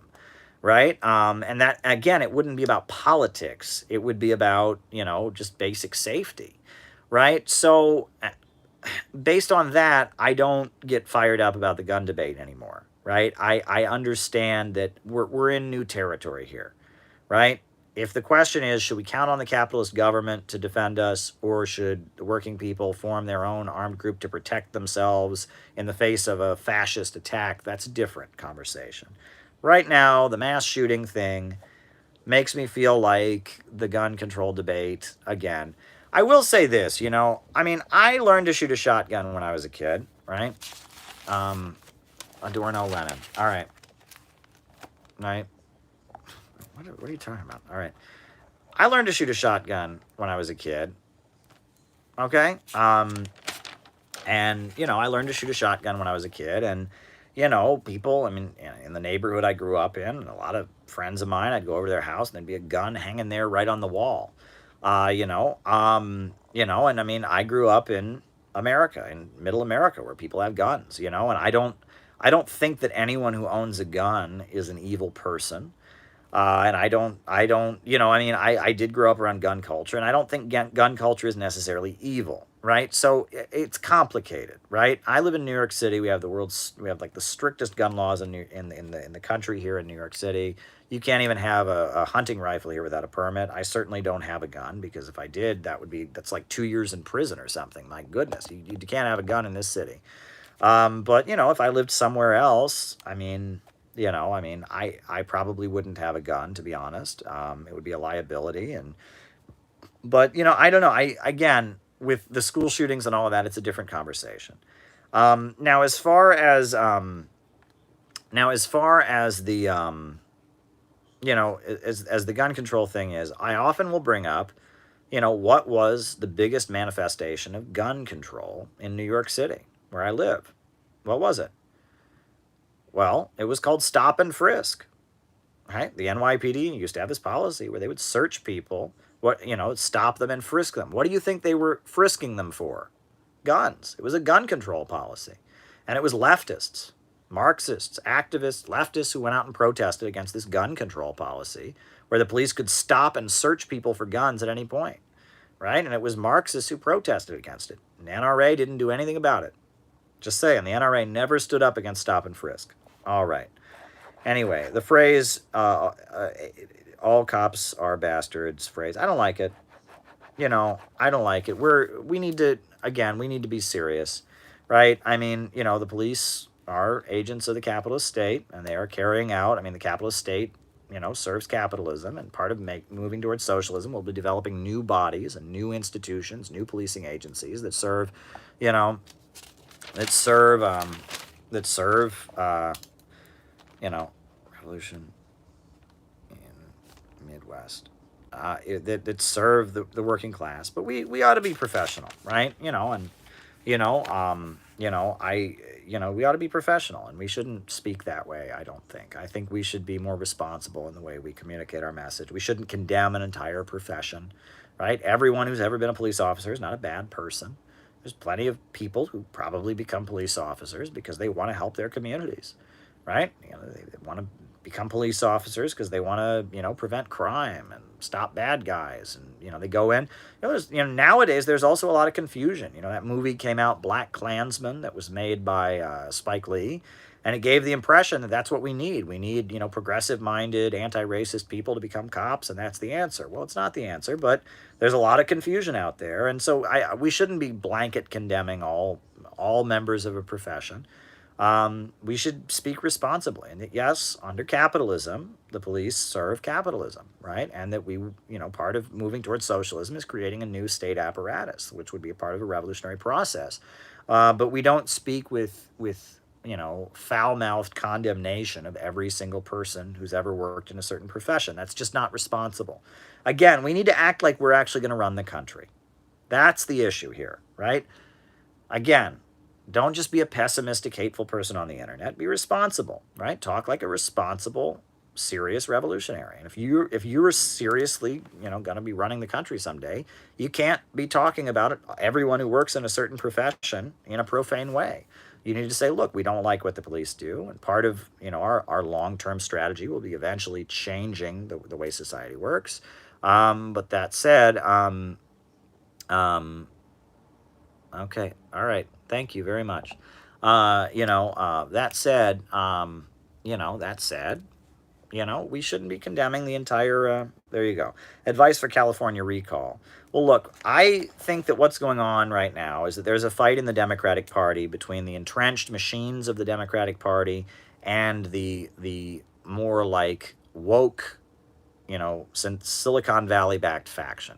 California, New York City, Chicago, the Democratic Party is very much the party of entrenched machines. That's labor unions, that's, the police, the firemen, the city employees, right? I mean, that's what's going on, I'm convinced, here with Cuomo in New York, right? There's one faction that is these kind of like machines in the Democratic Party. And then there is very much the kind of woke, globalist, geopolitical strategy, faction in the Democratic Party. And then right now in California, that there's Silicon Valley wants to clean out the barn. They want to get rid of the machines that are kind of the base of the Democratic Party in the areas where it's very strong. They want to clean out the barn, and they want to bring in a crew of AOCs and people like that. They want to bring in a crew of them that will go in there and that will start pushing more of their agenda rather than serving the local machine. So there you go. All right. All right, Thailand. Thailand is not an anti-imperialist state. Thailand sometimes is friendly to China, and sometimes it's with the USA, and there's been big divisions in the country about how they do business and should they be US oriented, and there are different factions. There was like the red shirt movement and stuff in the country, and in some cases the monarchists in Thailand can play more of a progressive role, and say it's complicated, but at this point I wouldn't call Thailand a full-on anti-imperialist state by any means. By any means, I wouldn't say that. All right. Israel threatening to invade Iran. Well, here's what you need to understand about that, okay? Israel, if Israel could get away with invading Iran, it would, okay? But it couldn't. And the reason that Israel won't invade Iran is because Iran has this thing called missiles, right? And if Israel were to invade Iran, Iran would set off those missiles, and pretty soon Tel Aviv and all kinds of Israeli cities would be flattened. And there would be all kinds of dead Israeli civilians. Just like, mean, that would be Iran defending itself. I mean, Israel invading Iran would result in lots of dead Iranian civilians. So in order to deter that, Iran has built this missile system. And the idea is if Israel were to try to bomb Iran or Israel were to attack Iran, Iran would shoot back and there would be a lot of dead Israelis. And that is why Iran maintains its ballistic missile system. The idea is to protect itself from potential invasion. Yet every time Iran makes a ballistic missile system, we are told, oh my God, how dare Iran do this? No, it makes perfect sense. If you were Iran, you've got a country like Israel that's constantly threatening to invade you and is trying to tell the whole world you're terrorists and you're monsters and you're... Wouldn't you, wouldn't you want to build a ballistic missile system to deter a threat? But that's a big thing in international politics. Every defensive move you take is perceived as offensive by your opponent. Every defensive move your opponent takes is perceived as offensive by you, right? So, Israel attacks Syria and says, oh, we're just defending ourselves. Well, to the Iranians, that looks like, and it looks like to me, like they're being offensive, right? And that's how these things work. But no, Israel's not going to invade Iran because Iran could inflict real serious damage on Israel as a result of that. And Iran, again, it's like an arms race. Israel has nukes, Iran does not. So, in that case, in that sense, they wouldn't be able to match them. And everyone knows Israel has nukes. It's one of the worst kept secrets in history, right? But Israel does have nukes. Khrushchev's fall. Well, Khrushchev was a very, very incompetent leader of the Soviet Union, in my view. And what he did with the Cuban Missile Crisis, bringing the world to the brink of World War III, what he did, trying to court, the United States. It was like he went back and forth. Like 1 minute, he's like trying to create World War III. The next minute, he's like giving the United States whatever it wants and trying to like buddy up and cuddle up to the imperialists and call off world revolution. Khrushchev was incompetent. And, Kosygin and Brezhnev, when they came in, they were trying to basically do damage control. And, Khrushchev represented, this is what is maintained. In the book Socialism Betrayed by Roger Kieran, they maintain that Khrushchev represented like the Bukharinite trend. And that, there was the right opposition of Bukharin, there was the left opposition of Trotsky, and that Stalin had the centrist position, socialism in one country. And that Khrushchev represented that under the surface, the Bukharinite tendency was always there. And the Bukharinites basically said, we can't have socialism in the USSR, it's too poor, so let's just kind of call the whole thing off and build a welfare state. Let's just kind of call the whole thing off and build a welfare state. And that's what Khrushchev kind of believed. He said, you know what? Yeah, you're right. We're still too poor. Let's just call the whole thing off and have a welfare state. Well, you can't do that. That's what Gorbachev said. Gorbachev really believed the United States would let the USSR transition to become Norway or Sweden. Well, no, that wasn't going to happen. The USA went in there and economically demolished the former Soviet Union. And the result was economic genocide. Oh, Helen, I answered your question immediately after you raised it about Cuba. I answered it immediately afterwards because it was a good question, and I just answered it immediately after you asked it. But yeah, that was just kind of, and then Brezhnev represented more of the continuing the Stalin tradition, and so did Andropov. And then Gorbachev got in there, and he continued doing what Khrushchev did, and he again. So there you go. All right. Ready-made state machinery. Well, that shows you how dishonest these bread tubers are, right? Karl Marx, in his speech, The Civil War in France, his presentation, where he's going over the Paris Commune and what was achieved, he says, we can't seize hold of the ready-made state machinery. And then he spends pages talking about the new state machinery the communards created, the councils, the Guard Corps, the militias that they built and all of this. So the idea that quote from Marx means that Marx wasn't a statist is the dumbest thing I've ever... It's a lie. Right? It has to be a lie. I mean, I don't think that they're that dumb, right? Oh, Marx didn't want a state. See, he said we cannot seize hold of the ready-made state machinery. Yes, he said you need a new state. You need the dictatorship of the proletariat. And the fact that they would lie that blatantly, and right, they sit there, see, Marx just wanted to build a bunch of worker co-ops, it's like, how can they lie so blatantly? How can they lie so blatantly? All right, ready-made state machinery. I don't care what Adorno said about Lenin, right? Anyone can say they like Lenin. Steve Bannon says he likes Lenin. Theodore Adorno and the Frankfurt School, no matter what Adorno wrote about Lenin, Adorno and the Frankfurt School were promoted by the CIA. That's a fact, right? Der Monat magazine, which was a CIA-funded publication, promoted their work and promoted it, number one. Number two, the authoritarian personality study, right? That's his big work, the authoritarian personality, right? It was done in coordination with people who worked at the Tavistock Institute, which was a British intelligence think tank that researched human behavior, right? There's a lot of like crazy conspiracy theories written about Tavistock, but it's a real thing, and that it was people who worked there that worked with him on it, number one. And on top of that, he cites Wilhelm Reich in the book. He actually cites Wilhelm Reich. It's in the footnotes. So, again, I don't know what you're getting at. This is like Adorno, not a supporter of Lenin. Anyone can say they're a supporter of Lenin, right? Most Trotskyites say they're supporters of Lenin, you know? Did you know that? Like that, I don't think I ever said Adorno never said he was a supporter of Lenin. Like, that doesn't matter. I've written extensively about the CIA and covert funding of left-wing voices to distort socialism, and how Adorno and the Frankfurt School, you know, fit into that. So there you go. Do employers keep working hours artificially high for employees, even though they know that 3 hours are used productively? All right. Working hours. All right. All right. Cool. All right. Revolution in the Midwest. Well, look, I think that if, you know, the United States were to move towards socialism, obviously the Midwest would be a big part of it. Solution to the Israeli-Palestinian conflict. All right.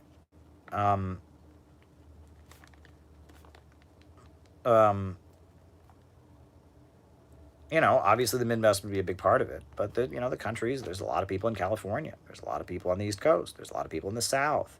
Yes, I did give you a source, which is called Der Monat, which was the magazine. Google the magazine Der Monat. Der Monat was a magazine that was funded by the CIA, and it was in Germany, and it was one of the main promoters of Theodor Adorno's work. Der Monat, right? In the United States, the CIA had a program called the Congress for Cultural Freedom, CCF, Congress for Cultural Freedom, and that program involved covert funding for a number of left-wing magazines. One of those magazines was Partisan Review. Another one was called Encounter, and that was in Britain. And in Germany, the magazine was called Der Monat, and it was funded by the CIA, and that is who widely promoted Adorno's work. Furthermore, I also told you that Adorno's authoritarian personality study was done in coordination with people that worked at the Tavistock Institute, which was a main research institute and research hub of British intelligence. So, I'm telling you that. Now, you can pretend, I expect your next super chat will be, yeah, tell me one actual fact. And it's like, I just did told you that. I repeated myself. Now, again, I don't understand. You threw in this thing about he didn't say this about Lenin. I never did I ever. I don't know what Adorno wrote about Lenin. I don't care what Adorno wrote about Lenin. That has nothing to do with what I've ever said about this whole issue. You, sir, are a great example of what's wrong with the left, right? Look, Adorno probably wrote many good things, right? I don't agree with the overall thrust of his book, The Authoritarian Personality, but, again, he probably said some smart things, right? A smart thing occasionally comes out of Vosh's mouth. You know what I mean? I just told you I'm in awe of ContraPoints, despite seeing her playing a negative role, right? People. So you like something Adorno did. Adorno said something that moved you. You had to read it for some class you took at college. Why else would anyone read Adorno, right? You had to read Adorno in some class you took, and you learned something from it. So now you are just furious that I would dare point out that this guy was problematic. Well, he was, okay? He was, right? The idea, well, anyway, whatever. All right. Okay. All right. The revolution in the Midwest was the next question. I'm tired. It's been a long night. Revolution in the Midwest. And I have to solve the Israel-Palestine conflict after this. Good night. You guys are just tiring me out. But, but anyway, revolution in the Midwest. Revolution in the Midwest. In the Midwest, Obviously, if the USA were to move towards socialism, there would have to be an awakening in consciousness. But I don't advocate a violent revolution. I advocate a peaceful transition to socialism. I advocate a mass movement of American working people building an anti-monopoly coalition that would eventually move toward, setting up a socialist economy. So I don't advocate a violent revolution, but obviously a peaceful transition to socialism in the United States would involve many different regions of the United States. So there you go. All right. Why do working hours? Well, you have to remember the boss is paying for your labor power, not just your labor, right? The boss is paying for your labor power. He wants to have your labor power on hand, right? But he may not actually use it, right? The boss, and that Marx talks about this, I believe, in his book Wages, Prices, and Profits, if I'm not mistaken. Or maybe it's in, Wage Labor, is it Wages, Prices, and one of those pamphlets by Marx, Wages, Prices, and Profits, or in, Labor and Surplus Value, something like that. Marx makes the point. He says they're actually buying your labor power. They want your ability to do work is what they're renting when they pay you, right? They're not actually paying for your labor, or else they would only pay you for the work that you do. When you clock in, when you're there on the clock, they're renting your labor power, right? They want to have you there. So there you go. All righty. All right. The solution to the Israel-Palestine conflict. How about everyone who lives in that country, in that part of the world, has equal rights? How about that? How about everybody who lives in that part of the world has the equal rights? There you go. I mean, some Adorno fan is having a meltdown here. So, all right, how about everyone in that part of the world has equal rights? How about that? How about that? Wage, labor, and capital. That's wage, labor, and capital, value, prices, and profits. How about everyone in that part of the world has equal rights? What is it about Adorno fans anyway? I mean, this guy's like having a meltdown in here. What is it? Because, one time when I first tweeted out that Theodore Adorno quoted Wilhelm Reich, I got somebody, maybe it's the same guy. No, it shouldn't be moved to Jerusalem. No. I don't think that's a good idea. I did get some guy tweeting at me, "That's not true, you lied." And so I actually took my copy of The Authoritarian Personality by Adorno, and I took a picture of the citations where it says Wilhelm, the influence on our analysis of fascism, and it lists a number of writers, like 4 or 5, and one of them is Wilhelm Reich. This person just deleted their tweet. It's like, oops, it's like, and again, it's this like weird, like, oh my God, the great Adorno would never have cited Wilhelm Reich. Well, he did. And that should be embarrassing, right? That should be very, very embarrassing because Wilhelm Reich, was a crackpot and a lunatic. I mean, Wilhelm Reich, he invented this magical machine you masturbated inside of, and it would like preserve your orgasmic energy. He thought he was in contact with space aliens. He was it was a lunatic, like crackpot cult leader, right? He was kicked out of the German Communist Party because he wrote this book. Yeah. Because he wrote this book, that said that the reason Hitler came to power was because of sexual repression, and that the swastika reminded people of two naked bodies laying across each other and turned them on.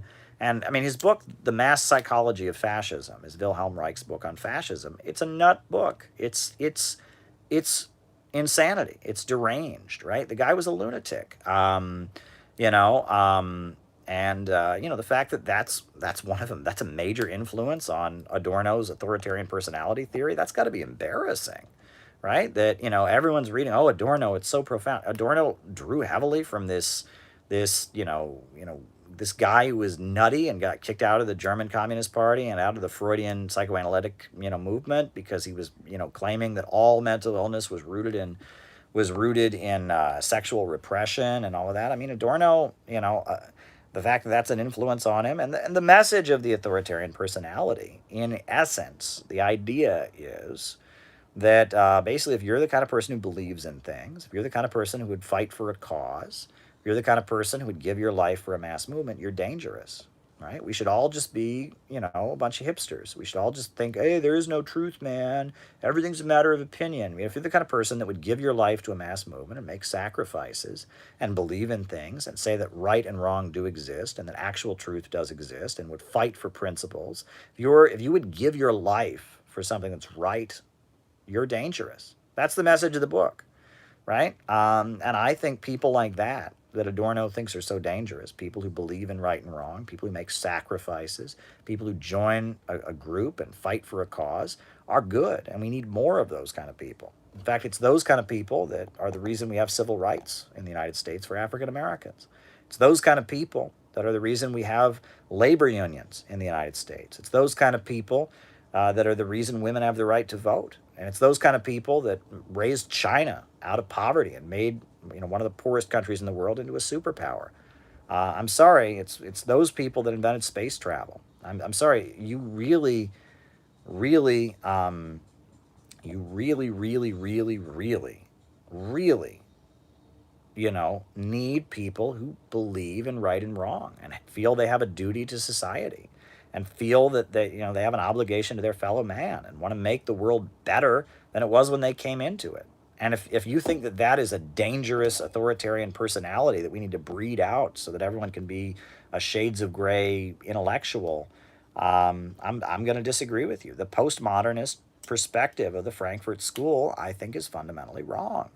Right? I do uphold belief in truth. Do these people have a lack of faith in humans to overcome as people and put up systems as society's salvation? Well, yeah. I mean, there's a belief that human beings, in essence, are fundamentally evil, and that human progress is a myth. That human progress is a totalitarian myth used to oppress people, and I don't believe that. I don't believe that at all. I think that's not a correct perspective. And on that note, folks, I am going to end it here.